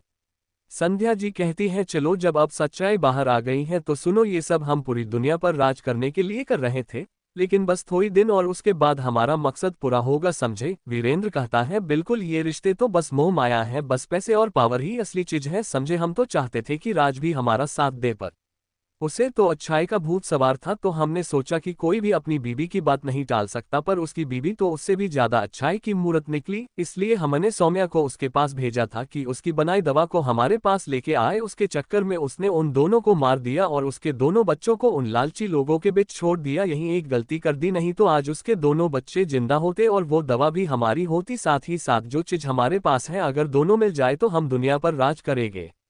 पर देखो तो प्रिया, मरते मरते हमारा काम आसान कर दिया, उस दवा को मार्केट में उतार दिया। अब हमें दुनिया पर राज करने से कोई नहीं बचा सकता, और जिस अविराज अग्रवाल को तुम सब ढूंढ रहे हो वो सब तो बस मोहरा है, पर असली खेल तो अभी शुरू ही नहीं हुआ है। अमृत जी कहते हैं आप दोनों ये सब किस लिए कर रहे हो, हम तो शांति की जिंदगी जी सकते थे ना फिर। संध्या जी कहती है तुम्हें ये जिंदगी पसंद होगी पर हमें नहीं, हमें तो पावर चाहिए जो उससे ही मिल सकता है। रूही का मन में कहती है जिस दवा को प्रिया की बेवकूफ़ी कर रहे हो वो तो उसमें ऐसा केमिकल मिला है कि अगर इंसान ज्यादा मात्रा में लेना तो उसकी मौत तय है। जैसे वो सबकी जिंदगी बचा सकता है वैसे ही उसकी अति जीवन भी ले सकता है। अभय कहता है इन दोनों ने तो हमारा काम आसान कर दिया। रूहिका कहती है भाई तो हमें सब पता ही है, इसलिए हमारा काम कुछ आसान नहीं है, बस इनकी सच्चाई सामने आई है। शिवाय कहता है बिल्कुल सही कहा, अभी भी उस अविराज अग्रवाल का कुछ अता पता नहीं चला। रूहिका कहती है वो इंडिया आ चुका है और इनकी मौत के बाद सामने भी आ जाएगा। अभय कहता है क्या इनको भी। रूहिका कहती है तो आप चाहो तो जिंदा छोड़ दें। ईशा कहती है हाँ वैसे भी हमारे किसी काम के नहीं है, जितना इनको पता है उतना तो हम सब ने कब का पता कर लिया है, लेकिन उन लोगों के लिए बहुत खास है। अभय कहता है नहीं मैं तो बस वैसे ही कहा था, इनको भी हेल में ही पहुंचा देंगे। रूहिका कहती है भाई हमें तो लगा था कि कहीं इनसे प्यार तो नहीं हो गया। शिवाय कहता है तब ईशा का क्या होता, बेचारी अपने पति की ऐसी हरकतें कैसे बर्दाश्त करती। ईशा कहती है सच में क्या आपका इंटरेस्ट इन लोगों में है। अभय गुस्से से शिवाय को घूरता है। रूहिका कहती है भाई आप शिव को ऐसे क्यों देख रहे हैं। शिवाय मुस्कुराते हुए कहता है मैं ऐसा वैसा नहीं हूँ समझे। इतना कह रूहिका को आगे कर देता है। अभय कहता है तुम्हारी तो क्यों दोनों का दिमाग खराब कर रहे हो। शिवाय कहता है आपकी हरकतें ही ऐसी हैं कि किसी को भी आप पर शक हो। अभय कहता है मेरी हरकतें सही हैं और मैं भी सही हूँ समझे, अगर ज्यादा बकवास किए तो रूही से मिलने भी नहीं देंगे समझे। शिवाय कहता है वो तो हमें कोई नहीं रोक सकता, क्योंकि अगर कोई रोका तो इसे भगाकर ले जाओगा साले साहब। अभय गुस्से से कहता है पता नहीं तुम में रूही को क्या दिखता है कि जो इस प्लान में शामिल कर लिया। शिवाय कहता है अपना पति, और क्या वैसे ईशा को आप में अपना पति नहीं दिखता है क्या जो रूही को कह रहे हो। अभय कहता है अगर यहाँ का माहौल इतना सीरियस नहीं होता तो तुम्हें बताता कि ईशा को क्या दिखता है। शिवाय कहता है मुझे नहीं देखना है, आप ही देखो साले साहब। अभय कहता है तुम्हारी तो रूहिका और ईशा उनकी बात सुन मुस्कुरा रहे थे। मानव और समर्थ कहते हैं आप सब ऐसी क्या बात कर रहे हो। समर्थ कहता है हाँ उधर मामा जी गुस्सा हो रहे हैं नाना और नानी का सच्चाई जानकर, और आप लोगों का उनमें इंटरेस्ट ही नहीं है। रूहिका कहती है इधर आप लोग भी आ जाए, यहाँ तो किसी और बात पर डिस्कशन चल रहा है। शिवाय कहता है बिल्कुल तुम्हारे भाई को लड़कों में इंटरेस्ट है। मानव कहता है क्या सब उनकी तरफ देखते हैं। रूहिका कहती है भाई आपको क्यों दुख हो रहा है, फिर धीरे से कहती है धीरे सब यहीं पर है। समर्थ कहता है भाई आपको पहले बताना चाहिए था। अभय कहता क्यों तू मेरे लिए लड़का ढूंढता। समर्थ कहता है नहीं भाभी बच जाती, आप तो उनकी जिंदगी खराब कर दी। मानव कहता है वैसे भाई क्या आपको सच में। अभय गुस्से से कहता है ऐसा कुछ नहीं शिवाय बस मजाक कर रहा था। शिवाय कहता है तो आप हमें क्यों घूर रहे थे। अभय कहता है तुम्हें मारने के लिए समझे। रूहिका कहती है भाई ये कितना भोला है, आप ऐसा करोगे तो मेरा क्या होगा, आप हमारे बारे में तो कुछ सोचो। अभय कहता है वही सोचकर तो शांत हूँ। शिवाय मुस्कुराते हुए कहता है, वैसे आप क्या करते मानव और समर्थ उनकी बहस देख हैरान थे। वैसे दोनों ज्यादा नहीं बोलते थे और आज इतने सीरियस माहौल में लड़ रहे हैं। मानव कहता है, आप दोनों बच्चों के जैसों क्यों लड़ रहे हो। शिवाय कहता है, तुम्हारे भाई का मन था लड़ने को इसलिए। अभय कहता है, मेरा कोई मन नहीं है, समझे, तुम हो जो कब से हमसे लड़ रहे हो। रूहिका कहती है, आप दोनों शांत हो जाए, सबको लगेगा कि हम सबको मजा आ रहा है। ये सब सुन दोनों शांत हो जाते हैं। उम्मीद है आपको ये स्टोरी पसंद आ रही होगी। दोस्तों, कुछ YouTube गाइडलाइंस की वजह से मैं अपनी सारी स्टोरीज यहाँ अपलोड नहीं कर पाता, इसलिए ऐप से सारी फुल ऑडियो स्टोरीज मेरे टेलीग्राम चैनल पर मिलेंगी। स्टार्टिंग के 500 मेंबर्स के लिए एंट्री बिल्कुल फ्री है, उसके बाद मैं इसे पेड कर दूंगा। तो जल्दी करो, इस वीडियो के कमेंट बॉक्स में लिंक पिन है, अभी क्लिक करो और ज्वाइन हो जाओ। अमृत जी गुस्से से कहते हैं, आपको परिवार से ज्यादा अगर पैसा पसंद है तो रहिए पैसे के साथ, आज से आपका और हमारा कोई रिश्ता नहीं। सुमन जी कहती है, अमृत बिल्कुल सही कहा है, आप दोनों जब बीमार थे पता भी है, हम सब किसान परेशान थे, लेकिन आप दोनों को तो अपनी पड़ी है, इसलिए रहिए, आज से आप दोनों पैसे और दुनिया पर राज करते हुए, हमसे कोई भी रिश्ता नहीं है। संध्या जी कहती है, हाँ हाँ जाओ, हमें भी किसी की जरूरत नहीं, वैसे भी तुम सब क्या जानो पावर का मतलब। वीरेंद्र जी कहते हैं, बिल्कुल, बस कुछ दिन और उसके बाद देखना हम दोनों कैसे बनते हैं। इतना कह दोनों हंसने लगते हैं और सब उन्हें छोड़ वहां से चले जाते हैं। संध्या जी कहती हैं, चलो यहाँ से, ये हमें नहीं समझने वाले पता नहीं कैसे औलाद हैं जो अपने माँ बाप का भी साथ नहीं दे सकते। इतना कह दोनों जाने लगते हैं, तभी कुछ गार्ड आकर उन्हें पकड़ लेते हैं। वीरेंद्र जी कहते, तुम सबके किसके आदमी हो और हमें क्यों पका है। संध्या जी कहती है, हाँ तुम सब हमें क्यों पके हो। तभी एक गार्ड कहता है, आपको दुनिया पर राज करने को लिए लेकर जाना है। दूसरा गार्ड कहता है, बड़ा शौक है ना अपने बच्चों को मारने का, अब मजा आएगा जब खुद पर बीतेगा। इतना कह दोनों को घसीटते हुए वहां से लेकर चले जाते हैं। दोनों चिल्लाते रह जाते हैं पर उनकी बात पर कोई भी ध्यान नहीं देता। उधर दीवान मेंशन में सुमन जी और अमृत जी उदास बैठे थे। सूरज जी कहते हैं, दोनों उदास क्यों हो, हमने जबकि बहुत पहले ही कहा था कि वो दोनों मिले हुए हैं। सुमन जी कहती है, सॉरी, उस समय आपकी बात पर विश्वास कर लेना चाहिए था, लेकिन हम ही माँ बाप के प्यार में अंधे थे कि कभी विश्वास ही नहीं किया, क्योंकि हमें लगा था कोई भी ऐसा नहीं कह सकता। लेकिन ये लोग तो बहुत ही गिरे हुए निकले। अमृत जी कहते हैं, हाँ हमें भी नहीं लगा था कि ऐसा भी कुछ होगा, जबकि अमृता ने जब हमें कहा था कि वो लोग कैसे हैं तब हमने उसकी बात पर विश्वास नहीं किया, लेकिन फिर भी उसकी बात मान नाटक किया था। अमर जी कहते हैं, उदास मत हो, उन लोगों को उनके किए की सजा तो मिलकर रहेगी, समझे। सूरज जी कहते हैं, बच्चे नहीं दिख रहे हैं। सुशीला जी कहते हैं, घर में इतनी टेंशन थी तो हमने उनको कुछ देर के लिए बाहर भेज दिया है। सूरज जी मन में कहते हैं, आपने उनका काम आसान कर दिया है, अब तक तो दोनों का पता नहीं क्या हाल होगा। पता नहीं मेरी बेटी ऐसी कब बन गई, अब उससे हमें भी डर लगता है, लेकिन इतना संतोष है कि कभी गलत का साथ नहीं देगी। अभी कुछ कहूंगा तो कोई विश्वास ही नहीं करेगा, इसलिए शांत रहना ही ठीक है। उधर एक खंडहर जैसी जगह पर दो लोग बंधे हुए थे, उनके आसपास मांस खाने वाली मछलियां थी जो उनको काट रही थी, क्योंकि दोनों पानी में थे और दर्द से चिल्ला रहे थे। संध्या जी कहती हैं, तुम सब कौन हो और हमसे क्या दुश्मनी है। वीरेंद्र जी कहते हैं, हमने तो किसी का कुछ नहीं बिगाड़ा है। तभी एक गार्ड हंसते हुए कहता है, जो खुद के बेटे को मार दिया है वही कह रहा हूं कि कुछ नहीं किया है, क्या मजाक है। वैसे तुम दोनों की पापों को अगर गिनवानी शुरू करेंगे तो तुम दोनों का वैसे ही दोनों पैर कब्र है, इसलिए जानकर भी क्या करोगे। दूसरा गार्ड कहता है, बिल्कुल सही कहा, वैसे अभी अभी वो लोग आते ही होंगे और हमसे कहा गया है कि जब तक वो लोग नहीं आ जाते तब तक तुम दोनों को इतना तड़पना है कि दिमाग में जो कचरा पड़ा है वो सही हो जाए। तभी गेट खुलता है, तीन लोग मास्क लगाए अंदर आते हैं। पहला गार्ड कहता है, देखो तुम्हारी मौत आ गई है, अब हम चलते हैं। ठीक इतना कह सब किनारे हट जाते हैं। संध्या जी कहती हैं, तुम सब आखिर हो कौन और हमारे साथ ऐसा क्यों कर रहे हो। अभय कहता है, वैसे इनका अच्छे से खातिरदारी हो रही है, देखो तो मछलियां इनका कितना अच्छा स्वागत कर रही हैं। शिवाय कहता है, आपको भी मजा लेना है क्या, अगर मन हो तो। अभय कहता है, तुम्हें तो बाद में देख लूंगा। रूहिका कहती है, जिस काम के लिए आए हैं वो हो जाए, फिर आप दोनों अपना लड़ लेना। दोनों एक दूसरे को घूरते हुए आगे बढ़ जाते हैं। रूहिका कहती है, वैसे संध्या देशमुख और वीरेंद्र देशमुख, आप दोनों को मजा आ रहा है या फिर कुछ और बाकी है, आप कहे तो कुछ और भी करे। वीरेंद्र जी कहते हैं, तुम सब हो कौन और हमसे क्या दुश्मनी है जो इतना कुछ कर रहे हो। अभय कहता है, शेरा का पता वो इस वक्त कहाँ है और वो दवा कहाँ है जो वो बना रहा है। शिवाय कहती है, पहले अविराज अग्रवाल के बारे में पूछो फिर कुछ कहना। वीरेंद्र जी कहते हैं, तुम सबको ये सब कैसे पता और तुम सब हो कौन। शिवाय कहता है, तुम दोनों की इतनी औकात नहीं है जानने की, समझे, पहले जो पूछा है बताओ या फिर। संध्या हंसते हुए कहती है, तुम कभी उस तक नहीं पहुंच पाओगे, ना ही कभी यह पता चल पाएगा कि वो कहाँ पर है। रूहिका कहती है क्या सच में, लेकिन तुम दोनों अभी हमें जानते ही कहाँ हो। वैसे एक बात बताए, हम तुम्हारे बेटी सौम्या, कौशल और आदित्य को हमने ही मारा था। वीरेंद्र जी कहते हैं क्या, पर क्यों, इसमें आदित्य की क्या गलती थी, वो तो बेकसूर था। रूहिका कहती है वैसे उस आदित्य में ऐसा क्या है जो सब उससे इतना प्यार करते हो, लेकिन अफसोस अब वो मर चुका है और जो एक्सपेरिमेंट उस पर कर रहे थे वो भी चला गया है। तुम सबकी सारी मेहनत बेकार चली गई समझी।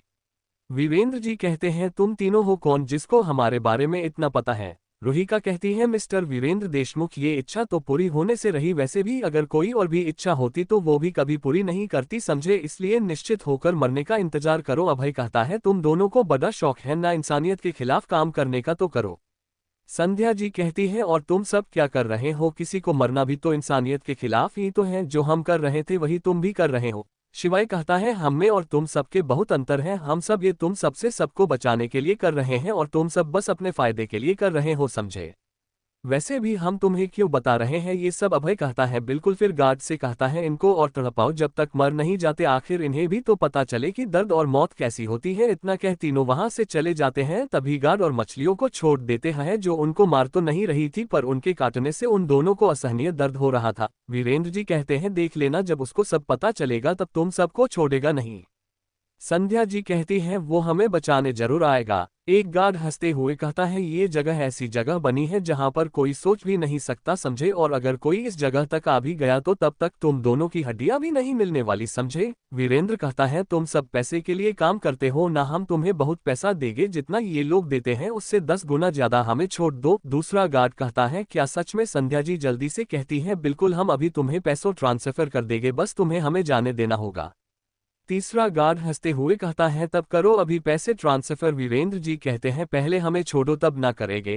पहला हंसते हुए कहता है ये तो हम नहीं कर सकते, तुम दोनों अगर वहीं से पैसे ट्रांसफर किए तो हम सोच सकते हैं। संध्या जी कहती है तुम सब पागल हो गए हो क्या जो यहाँ से पैसे ट्रांसफर करेंगे। तीसरा गार्ड कहता है तब तुम दोनों ने लम्हे पागल समझ रखा है क्या, तुम जैसे लोगों को हम छोड़ेंगे, अगर तुम्हें छोड़ दिया तो वो लोग हमें नहीं छोड़ने वाले समझे, और हमें अपनी जान बहुत प्यारी है समझे, तुम दोनों के लिए हम अपनी जान तो नहीं दे सकते, इसलिए सॉरी पर तुम दोनों को यहीं पर मरना होगा। इतना कह उसमें सांप भी डाल देते हैं और कहते हैं ये हमारी तरफ से गिफ्ट, हमें लालच देने के लिए। इतना कह सब जाकर किनारे पर खड़े हो जाते हैं। तीनों पिक्चर देखने पहुंचते हैं और जहां पर सब बैठे थे वहां से पीछे वाली सीट पर बैठ जाते हैं। थोड़ी देर में जब सब बाहर आते हैं सिद्धि कहती है आप सब लोगों की सीट बाहर क्यों भी। कबीर कहता है हाँ हम सब के साथ रहते तो मजा आता। समर्थ कहता है भाई वैसे तो आप पूरा हाल बुक कर लेते हो तो इस बार क्यों नहीं। मानव कहता है हाँ आप तीनों सबसे पीछे क्यों बैठे थे। अभय कहता है तुम सब कितना सवाल पूछोगे। रूहिका कहती है हमारा मन था सबके बीच में बैठकर देखने का। शिवाय कहता है और आगे की सीट खाली नहीं थी इसलिए चारों की सीट पीछे थी। ईशा कहती है हाँ और हम सब तो 2 ही सीट पीछे थे। सिद्धि कहती है वैसे हॉरर मूवी देख मजा आ गया। तीनों एक दूसरे की तरफ देखते हैं जैसे कह रहे हो क्या सच में, लेकिन हमने तो कुछ देखा ही नहीं।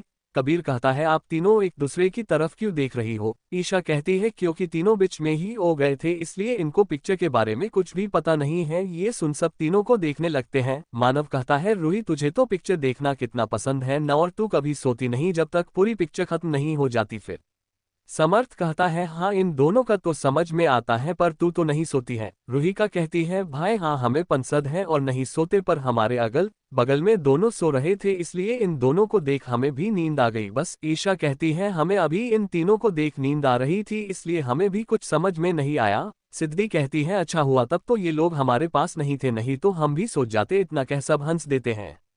कबीर कहता है अब घर चले, अब तक तो सब सही हो गया होगा। अभय कहता है हाँ चलो, सब वैसे भी सब परेशान हो रहे होंगे। इतना कह सब वहां से निकल जाते हैं।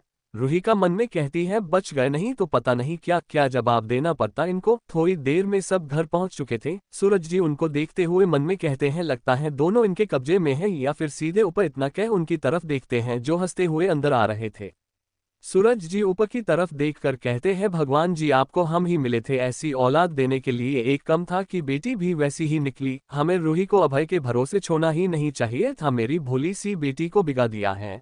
बेचारी कितनी भोली थी, पहले उस रुचि ने बिगाड़ा था फिर भी ऐसी नहीं थी, जब से अभय और शिवाय के साथ पड़ी हैं तब से ऐसी हो गई हैं। इतना कह उदास हो जाते हैं। अमर जी कहते हैं तुम सबने घूम लिया। सिद्धि कहती है हाँ डैड हम सब पिक्चर देखने गए थे, पर ये तीनों बीच में ही सो गए थे। मानव कहता है हाँ अंकल, वैसे रूही नहीं सोती थी लेकिन दोनों को सोते देख वो भी सो गई।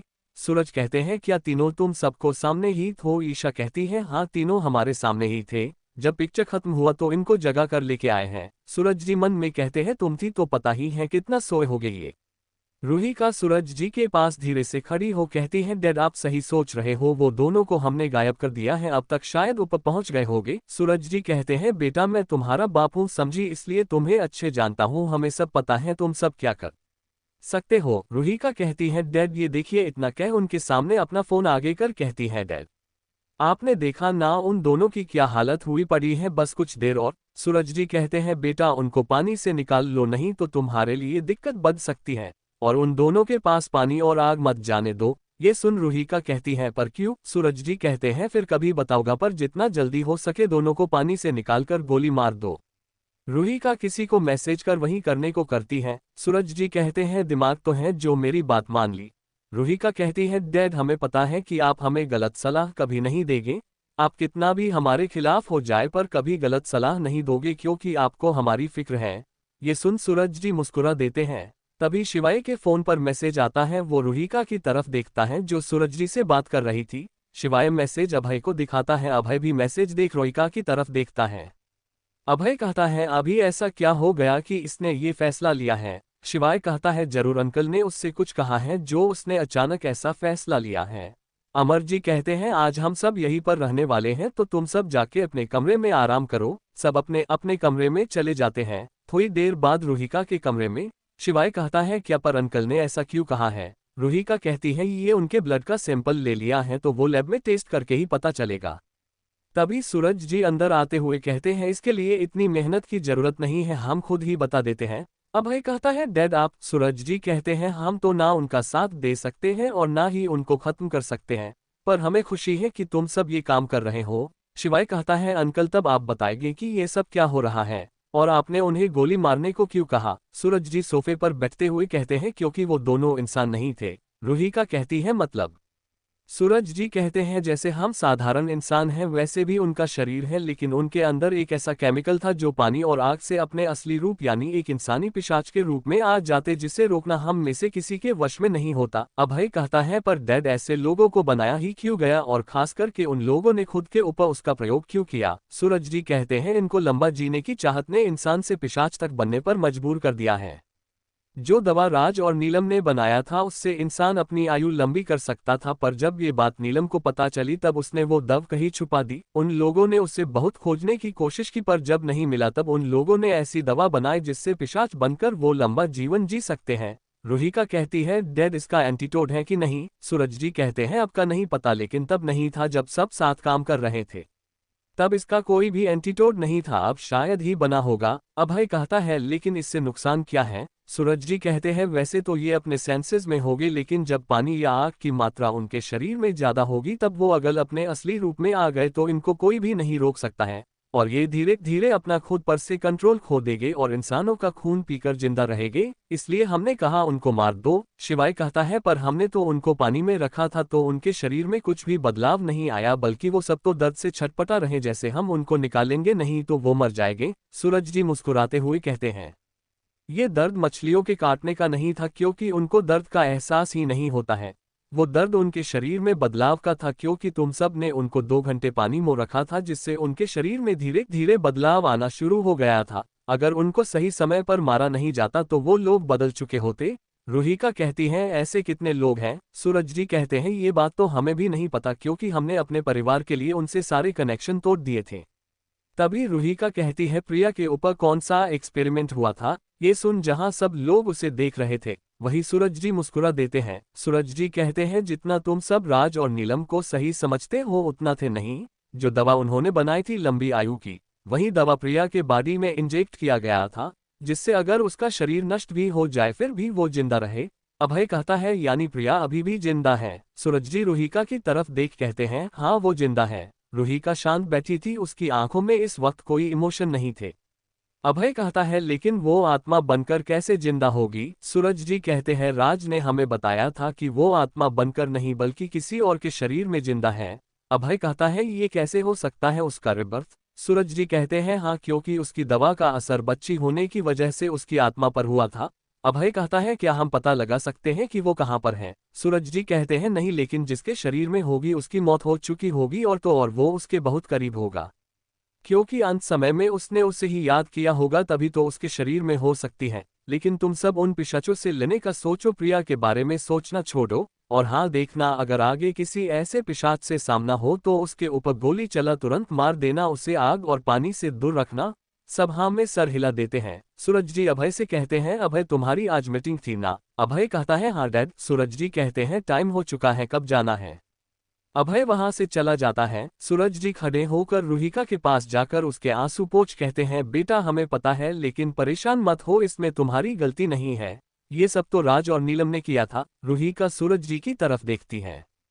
सूरज जी कहते हैं हमें सब पता है बेटा, जब तुम होश में आई थी तभी शक हो गया था, पर जब शिवाय ने शादी के लिए हाँ कही तभी यकीन हो गया कि तुम प्रिया हो। रूहिका सूरज जी के गले लग रोते हुए कहती है पर डैड मेरी वजह से रूहिका आप सबसे दूर चली गई, आज अगर मैं नहीं आती तो रूही आपके पास और साथ होती। इतना कह रोने लगती है। शिवाय बस उन दोनों को देख रहा था। सूरज जी रूहिका के बाल सहलाते हुए कहते हैं तुम्हारी वजह से कुछ नहीं हुआ है समझी, तुमको पता है जब भी रूही सबसे गुस्से में बात करती थी सबको बहुत दुख होता था, फिर भी सब उससे बहुत प्यार करते थे। अगर उन सबको ये पता चलता कि रूहिका मर चुकी है तो सबको बहुत दुख होता, यहाँ तक कि अभय जिसको चेहरे पर खुशी तुम्हारे आने के बाद दिखी थी वो पूरी तरह से टूट जाता। हमने रूहिका के शरीर को बस जिंदा रखा था ताकि सबको ये संतोष तो रहे कि वो जिंदा है, लेकिन तुमने सबको जोड़ और सबको प्यार दे एक किया है।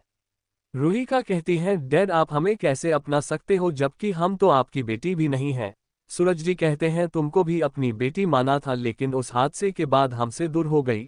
लेकिन अब मेरे पास दोनों बेटियां एक ही रूप में हैं, इसलिए कभी आगे से ये मत कहना कि मेरी बेटी नहीं हो। शिवाय के जैसे तुमको पहचान तो नहीं सकते, पर फिर भी सब तुमसे बहुत प्यार करते हैं। रूहिका कहती है मैंने सबको धोखा दिया है। सूरज जी कहते हैं तुमने कुछ भी जानबूझकर नहीं किया है, ना ही किसी को धोखा दिया है समझी, और तुम मेरी ही बेटी हो तभी तुम्हें इन सब में पढ़ने से मना किया था, अपनी बेटी ही समझकर समझी। और हमें ये भी पता है कि जो काम तुम कर रही हो ये रूहिका का ना होकर प्रिया का है, वो ही ब्लैक ड्रैगन थी और है भी, क्योंकि हम रूही बहुत अच्छी तरह जानते थे वो हमेशा इन सब कामों से दूर ही रहती थी। इसलिए इसकी चिंता मत करो और ये सच्चाई हम तीनों के बीच हमेशा के लिए रहनी चाहिए।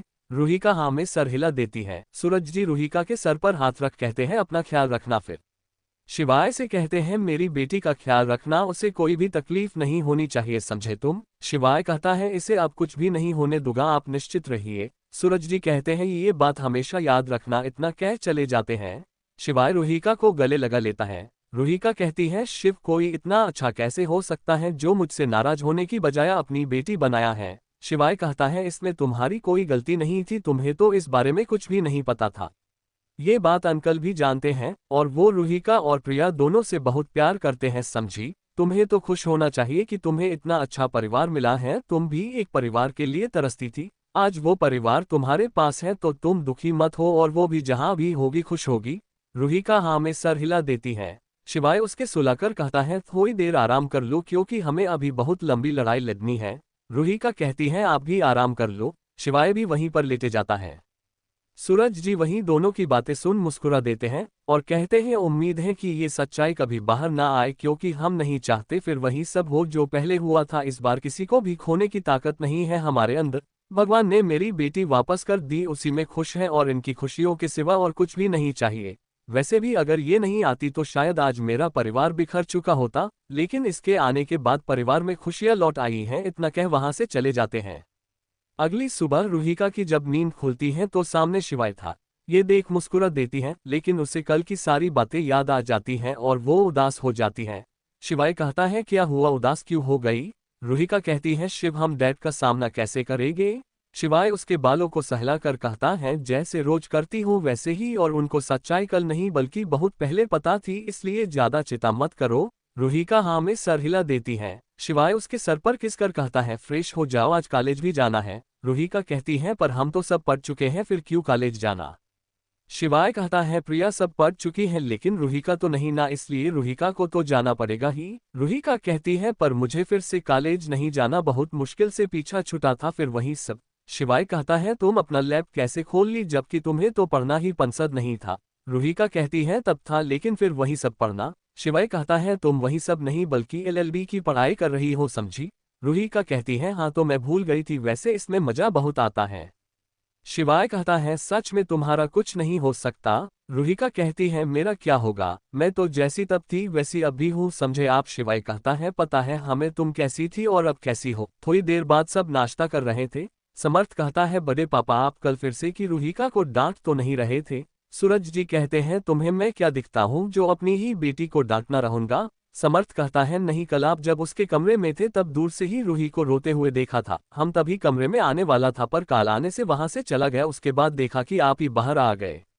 सब सूरज जी की तरफ देखते हैं। सूरज जी कहते हैं रूही से पूछ लो सब, मैं उससे नहीं डांटा थी और तो और वहां पर शिवाय भी था, वो हमें रूही को ऊंची आवाज में बात करने नहीं देता तो डांटने क्या देगा?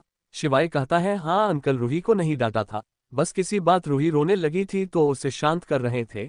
रूहिका कहती है हाँ डैड ने हमें कुछ भी नहीं कहा था। अभय कहता है जब तक मैं था तब तक तो सब सही था, फिर अचानक रोने क्यों लगी थी? सूरज जी कहते हैं कुछ नहीं, बस इसे प्रिया की याद आ गई थी इसलिए। इसे वही समझा रहा था कि वो हम सबके पास है इसलिए उसके लिए मत रोए।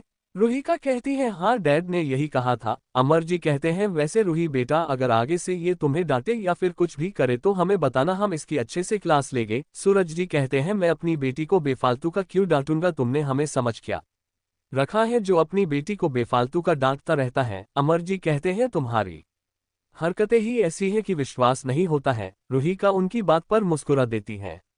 सब थोड़ी देर बाद कॉलेज की पार्किंग में थे। ईशा कहती है बहुत दिनों बाद कॉलेज आकर अच्छा लग रहा है। मानव कहता है पर अभी एक ही दिन तो हुआ है कॉलेज आए हुए। रूहिका कहती है भाभी मजाक कर रही हैं। ईशा कहती है और क्या, वैसे एक दिन बाद भी कॉलेज आने का अलग ही मजा है। तभी ईशा की नज़र एक लड़के पर पड़ती है, वो कहती है ये यहाँ पर क्या कर रहा है? सब उस तरफ ही देखते हैं। अभय कहता है तुम इसे जानती हो? ईशा कहती है हाँ। तभी वो लड़का ईशा के गले लग कहता है ईशा तुम कहाँ पर थी? तुमको पता है हम बहुत दिनों से तुमको ढूंढ रहे थे। ये सब देख ईशा और सत्यम को देखने लगते हैं। अभय दोनों को अलग कर ईशा को अपने पास कर कहता है तुम हो कौन हो और मेरी पत्नी के गले क्यों लगे हो? उसकी हरकत पर सब मुस्कुरा देते हैं। सत्यम कहता है पति पर इसने शादी कब की? फिर अभय की तरफ देख मुस्कुरा देता है। ईशा कहती है शुरू हो गया। सत्यम ईशा से कहता है तुम हमें धोखा नहीं दे सकती ईशा, हम एक दूसरे से कितना प्यार करते थे और तुम हमें छोड़कर किसी और से शादी कर ली। तुम्हें पता है तुम्हारे लिए मैं लंदन से यहाँ आया और तुम हो कि किसी और से शादी कर ली। अब मेरा क्या होगा, मैं कहाँ जाऊंगा? तुमने तो हमसे वादा किया था कि तुम मेरे सिवा किसी से शादी नहीं करोगी। फिर इतना कह ईशा का हाथ पकड़ने जाता है। अभय ईशा और पीछे खींच कहता है ये सब पहले की बातें हैं समझे, अब ये मेरी पत्नी है। सत्यम कहता है कोई बात नहीं, मैं आप दोनों का तलाक करवा देता हूँ, फिर तो ये मेरी होगी ना? अभय कहता है बिल्कुल भी नहीं, ऐसा कुछ नहीं होने वाला, मैं इसे तलाक कभी नहीं दूंगा, इसलिए तुम इससे दूर रहो। ईशा पीछे से सत्यम को चिढ़ा रही थी। ये देख सत्यम गुस्से में कहता है चुड़ैल चिढ़ाना बंद कर, पहले मुझे बात करने दे, समझी? सब सत्यम को देखते हैं फिर ईशा को। समर्थ कहता है अभी तो प्यार का इजहार कर रहे थे, अभी उनको चुड़ैल कह रहे हो? सत्यम कहता है इससे शादी और मैं कभी ना करूं, इससे शादी करने से बढ़िया जिंदगी भर कुंवारा रहना मंजूर होगा। ईशा कहती है तो तुमसे कौन शादी कर ही रहा है, मेरी शादी हो चुकी है और जिससे तुम प्यार करते हो उसकी भी करा दूंगी, समझे? सत्यम कहता है मेरी आध्या के बारे में सोचना भी मत, समझे तुम? ईशा कहती है देखते हैं। अभय कहता है ये सब क्या है? ईशा कहती है ये मेरा दोस्त है। सत्यम कहता है हाँ मैं तो बस ये देख रहा था कि आप सच में उससे प्यार करते हो कि नहीं, इसलिए ये सब कहा, नहीं तो मैं तो किसी और से प्यार करता हूँ और इतने दिनों बाद मुलाकात हुई तो हमें लगा कि कहीं इसके परिवार वालों ने इसको साथ कुछ किया तो नहीं, इसलिए थोड़ी सी इसकी चिंता थी, लेकिन आपके व्यवहार से लग रहा है कि इसको कोई दिक्कत नहीं है।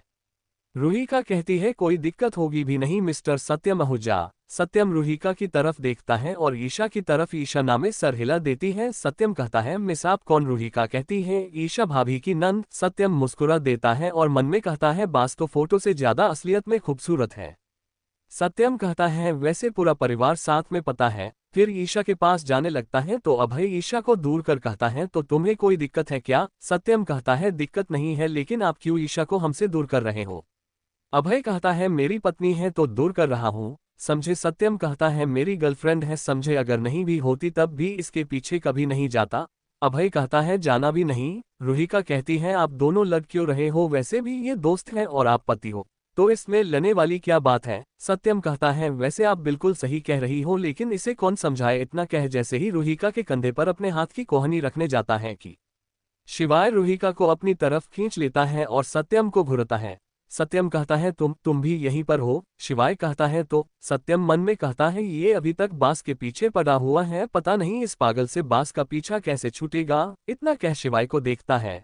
मानव कहता है तुम शिवाय को जानते हो? सत्यम कहता है हाँ, 2 साल पहले मिला था, तभी से जानता हूँ। रुहिका मन में कहती है कहीं ये ज्यादा ना बक दे कि शिवाय मेरे पीछे पड़ा था, हम जहाँ भी जाते थे परछाई के जैसे वहीं पर मिल जाता था।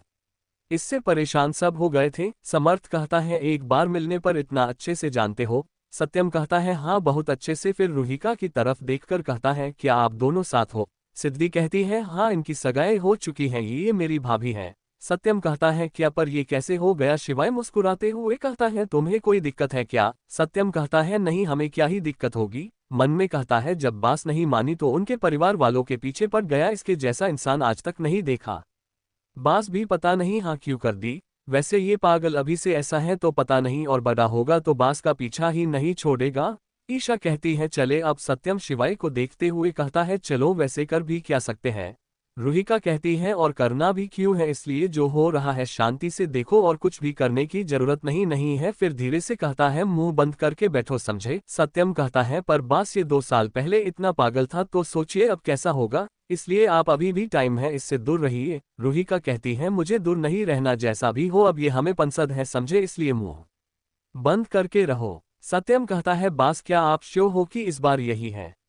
रुहिका कहती है हम पहले भी श्योर ही थी, बस कुछ काम की वजह से आना पड़ा, समझे, इसलिए शिव के बारे में हम कुछ भी नहीं सुनने वाले, समझे तुम। सत्यम मुंह बना लेता है। शिवाय कहता है किया हुआ भड़का लिए मेरे खिलाफ, लेकिन इस बार हम उसे कहीं भी नहीं जाने देने वाले, समझे, इसलिए आगे से ये ख्याल भी अपने अंदर मत आने देना, नहीं तो मुझसे बुरा कोई नहीं होगा, समझे तुम। सत्यम कहता है आपने जरूर हमारी बास पर जादू किया है, नहीं तो वो कभी भी आपके पास नहीं जाती, वो बस आपसे पीछा छुड़ाना चाहती थी और आज अचानक आपके पास आ गई। इतना कह नहीं आपसे सगाई भी कर ली, इसलिए आपने जरूर उनको धमकाया होगा। शिवाय कहता है तुम्हारी बास को कोई धमका सकता है क्या जो मैं धमकाऊंगा? सत्यम कहता है बात तो सही है, बास तो किसी से नहीं डरती, यहाँ तक कि उनके सामने कोई भी आ जाए फिर भी वो नहीं डरती, सिर्फ एक इंसान के। शिवाय मुस्कुराकर कहता है और वो कौन है? सत्यम कहता है तुम, वो तुमसे डरती है। उनको तुम्हारे पागलपन से डर लगता है कि तुम कहीं पागलपन में किसी को या फिर खुद को कुछ करना दो। शिवाय कहता है कम से कम वो किसी से तो डरती है। सत्यम कहता है इसलिए श्योर हूं कि आपने जरूर उनको डराया धमकाया होगा, तभी तो वो आपसे शादी के लिए मानी है, नहीं तो मेरी बास किसी से भी शादी नहीं करने वाली थी, समझ में आई बात? शिवाय कहता है उसके सामने उसकी पूरी जिंदगी पड़ी है तो वो अकेली कैसे बिताती, इसलिए उसने मुझे चुना है। सत्यम कहता है उनको अकेले रहना मंजूर था, पर तुम्हारे साथ बिल्कुल भी नहीं, और मैं उन्हें तुम्हारे चंकुल से निकाल कर रहूंगा, समझे आप, इसलिए मेरे बास से दूर रहना। शिवाय कहता है जो करना है कर लो, पर रूही को हमसे दूर कभी भी नहीं कर सकते, वो हमेशा से मेरी थी और मेरी ही रहेगी। अगर ज्यादा बीच में आने की कोशिश की तो तुमको रास्ते से हटाने में वक्त नहीं लगेगा, समझ में आई मेरी बात? इसलिए रूही से मुझसे दूर रहने की बात कही या फिर कोशिश की भी तो तुम इस दुनिया में नहीं रहोगे, समझे तुम। सत्यम डर कर 2 कदम पीछे ले लेता है। शिवाय मुस्कुरा देता है। रुहिका कहती है आपने उसे ऐसा क्या कहा कि वो डर कर आपसे दूर हो गया है? शिवाय कहता है कुछ भी नहीं। रुहिका कहती है नहीं, हमें जानना है। शिवाय कहता है अपने छोटे से दिमाग पर ज्यादा जोर मत, नहीं तो यो भी नहीं रहेगा। रुहिका कहती है आपकी तो। शिवाय कहता है मैंने गलत क्या कहा है, तुम्हारे पास छोटा सा ही तो दिमाग है, तभी तो पहले हमसे दूर भागती थी। रुहिका कहती है अब तो नहीं भागती हूं ना, तो मेरे पास छोटा दिमाग कैसे हुआ? शिवाय कहता है ये तुम जानो। रुहिका कहती है हम भाई से कहेंगे कि आप हमारा मजाक उड़ा रहे थे। शिवाय कहता है मैं किसी से नहीं डरती, समझी। रुहिका कहती है देखते हैं। शिवाय मुस्कुराकर वहां से चला जाता है। सब अपनी अपनी क्लास में जाते हैं। समर्थ और रुहिका अपनी सीट पर बैठने जाते हैं, तभी समर्थ कहता है ये मेरे लिए फूल और चॉकलेट किसने रखी है? रुहिका कहती है भाई आप किसी को पसंद आ गए होंगे, इसलिए आपके लिए किसी ने फूल रखा है। इतना कह दोनों अपनी सीट पर जाते हैं। उसमें एक लेटर था। रुहिका कहती है भाई आपके लिए लेटर है, देखिए किसी लड़की ने रखा है। वहीं क्लास में बैठा एक लड़का उन दोनों की बातें सुन रहा था। उसका दोस्त मोहन कहता है ये दोनों तो तुम्हें लड़की बना दिए हैं। विकास कहता है लेटर रखा है ना तो दोनों समझ जाएंगे। रूही का लेटर निकाल पढ़ते हुए कहती है, भाई कोई विमला है जो आपसे बहुत प्यार करती है। ये सुन पूरा क्लास हंस देती है और सबकी नज़र विकास पर जाती है। मोहन कहता है, ये क्या विमला, ये कैसा नाम डाला है? विकास कहता है, मैंने तो अपना नाम डाला था पर पता नहीं कैसे। रूही का कहती है, भाई लिखा है मेरे फूल के लिए एक फूल आपकी विमला। समर्थ लेटर ले कहता है, रूही का विमला नहीं विकास है। रूही का कहती है, भाई पता है लेकिन हमें लगा कि कोई लड़का आपको फूल क्यों ही देगा, इसलिए विमला कहा। समर्थ कहता है, बात तो सही है, शायद नाम में ही गलती हो गई होगी या किसी और का फूल मेरे पास आ गया होगा। रूही का कहती है, तब क्या करें? समर्थ कहता है, हमें क्या पता। रूही का कहती है, भाई एक मिनट, इतना कह गुलदस्ता उठा टीचर जहां पर बैठते थे वहां पर रख देती है। समर्थ कहता है, ये क्या किया? रूही का कहती है, भाई जिसके लिए होगा टीचर खुद उसे दे देंगे, हम क्यों किसी और का फैल लें। समर्थ हाँ में सर हिला, वहीं पर दोनों बैठ जाते हैं। उधर विकास और मोहन की हालत खराब थी क्योंकि जो टीचर आने वाले थे वो बहुत ही स्ट्रिक्ट थे, इसलिए दोनों डरे हुए थे। समर्थ कहता है, रूही मैंने कुछ गलत तो नहीं किया ना? रूही का कहती है, बिल्कुल भी नहीं भाई, हम कभी कुछ गलत कर सकते हैं नहीं ना। तभी टीचर कैलाश अंदर आते हैं। मोहन कहता है, तुम्हारे प्यार के चक्कर में दोनों फंसने वाले हैं, पहले पता है ना जब किसी ने उसे फूल दिया था तब क्या हुआ, तुमने भी वही गलती की। विकास कहता है, मैं सच में उससे प्यार करने लगा हूँ। तभी कैलाश जी कहते हैं, ये किसकी हरकत है? वो बोल दो नहीं तो पूरी क्लास को पनिशमेंट मिलेगी। तभी रूही का कहती है, सर जिसका है उसी पर नाम लिखा है, आप पढ़ सकते हो। सब उसकी तरफ देखते हैं। कैलाश रूहिका को देख शांत हो जाते हैं क्योंकि उनको भी रूहिका के बारे में पता था, इसलिए वो लेटर उठाकर पते हुए कहते हैं, ये विकास कौन है जिसने ये लेटर लिखा है? अब सब विकास की तरफ देखते हैं। कैलाश जी कहते हैं, विकास प्रिंसिपल ऑफिस में आकर मिलो, मैं तुम्हें फूल दिखता हूँ जो फूल दिए हो। विकास सर झुकाए खड़ा था। विकास कहता है, सॉरी सर। कैलाश जी कहते हैं, आप जो भी कहना हो वो प्रिंसिपल मैम से कहना। इतना कह थोड़ी देर बाद पाकर चले जाते हैं और उनके पीछे विकास रूहिका की तरफ देखते हुए बाहर चला जाता है। रूहिका कहती है, भाई आपने उसका दिल तोड़ दिया, देखा ना आपने वो कैसे आपको देखते हुए जा रहा था बेचारा। समर्थ कहता है, तुम्हारा मतलब क्या है? उसका दिल रखने के लिए मैं उसका प्यार स्वीकार कर लेता, मैं तुम्हें ऐसा दिखता हूँ क्या? रूहिका कहती है, नहीं भाई, पर बेचारा कितना उदास था, उसको देख दया आ गई। वही बैठा मोहन उन दोनों की बातें सुन उसे रोने का मन कर रहा था कि कैसे लोग हैं जो उसे ही गलत समझ रहे हैं। वही बच्चे भी उनकी बातें सुन रहे थे पर कोई कुछ नहीं कहता है, सब बस उनको ही अजीब नजरों से देख रहे थे। समर्थ कहता है, उसकी वजह से सब हमें अजीब नजरों से देख रहे हैं, कितना अजीब है। रूहिका कहती है, भाई आप बिल्कुल सही कह रहे हो। थोड़ी देर बाद सब कैंटीन में थे। ईशा कहती है, क्या सच में? समर्थ कहता है, हाँ उसने हमें भूल दिया था। सिद्धि कहती है, पर वो फूल तो रूहिका के लिए भी तो हो सकते थे, हमने देखा और सुना भी थी तुम दोनों की अजीब सी बातें। रूहिका कहती है, पर तुमने देखा था ना कैसे जाते हुए वो भाई को देख रहा था जैसे उसका दिल टूट गया हो। तभी विकास कैंटीन में आता है। रूहिका कहती है, देखो बेचारा कितना उदास है। समर्थ कहता है, तुम्हें उसकी पड़ी है, अपने भाई की थोड़ी सी भी फिक्र नहीं है। रूहिका कहती है, ऐसा नहीं है भाई, हमें आपकी बहुत फिक्र है, आप ही तो सबसे छोटे भाई हो। शिवाय विकास को घूर रहा था। ये बात विकास भी नोटिस करता है और मोहन से कहता है, ये हमें ऐसे क्यों घूर रहे हैं जैसे हमने उनकी कीमती चीज लेने की कोशिश की है। मोहन कहता है, हमें क्या पता वैसे क्या हुआ। विकास कहता है, हमें वार्निंग देकर छोड़ दिए है, बस। मोहन कहता है, अब भूल जाओ से। विकास कहता है, बिल्कुल भी नहीं, हम अभी सारी गलतफहमी दूर करते हैं। इतना कह खड़ा हो उनके पास जाता है। रूहिका कहती है, भाई देखो वो आपके पास आ रहा है। अभय कहता है, शायद कोई गलतफहमी हो गई होगी, वही दूर करने आ रहा होगा। विकास कहता है, आपने सही कहा, वो फूल समर्थ के लिए बिल्कुल भी नहीं था। समर्थ कहता है, वो तो हमें भी पता है कि वो फूल हमारे लिए नहीं था। रूहिका कहती है, भाई अभी तो आप डर रहे थे। समर्थ कहता है, मैं कहाँ डर रहा था। कबीर कहता है, तब किसके लिए था? विकास रूहिका की तरफ इशारा करता है। रूहिका कहती है, पर शिव तो वहां पर पते ही नहीं है, फिर तुम उनको क्यों फूल दे रहे थे? विकास कहता है, शिवाय के लिए नहीं बल्कि तुम्हारे लिए था। रूहिका कहती है, अब गए तुम? विकास कहता है, मतलब? वहीं सब खड़े हो जाते हैं।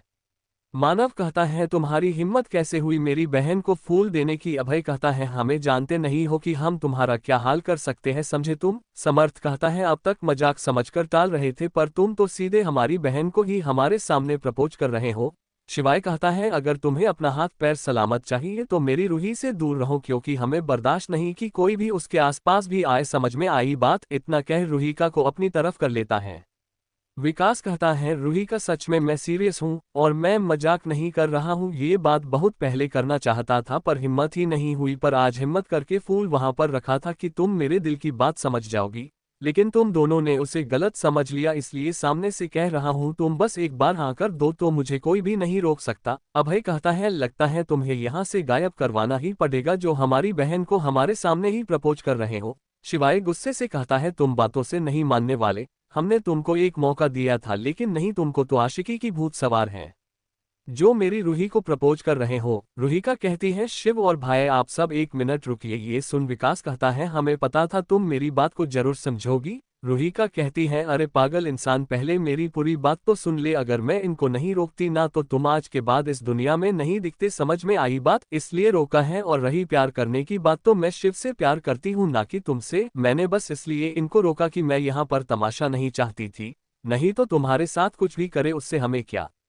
शिवाय ये बात सुन खुश होता है और रूहिका को प्यार से देखता है। रूहिका कहती है और एक बात, अपने सर से प्यार का जो भूत सवार है उसे उतार दो, क्योंकि मेरी सगाई हो चुकी है वो भी शिव के साथ और मेरी मर्जी से हुई है, तो अपने दिमाग में बेफालतू की चीजें मत डालना। विकास कहता है हमें ये सब नहीं पता, बस तुम एक बार हाँ कर दो तो मुझे कोई भी रोक नहीं पाएगा। इतना कह रूहिका का हाथ पकड़ने जाता है तो शिवाय रूहिका को गले लगा कहता है इसे छूने की भी हिम्मत मत करना, नहीं तो तुम बचोगे नहीं, समझे। शिवाय ओबराय ऐसे ही किसी को धमकी नहीं देता है, समझ में आई बात, इसलिए मेरी रूही से दूर रहो। विकास रूहिका की तरफ देखता है जो शिवाय के गले लग आराम से खड़ी थी, उसे देख लग ही नहीं रहा था कि उसे शिवाय ने जबरदस्ती गले लगाया हो। ये देख विकास चेहरा झुका लेता है, तभी मोहन आकर कहता है सॉरी, इसे नहीं पता था कि रूहिका की सगाई हो चुकी है, नहीं तो ये ऐसा कुछ भी नहीं करता। इतना कह विकास को खींचते हुए लेकर जाता है। विकास पीछे मुड़कर देखता है तो रूहिका अब भी शिवाय को देख रही थी, उसकी तरफ जरा सा भी नहीं देखा था।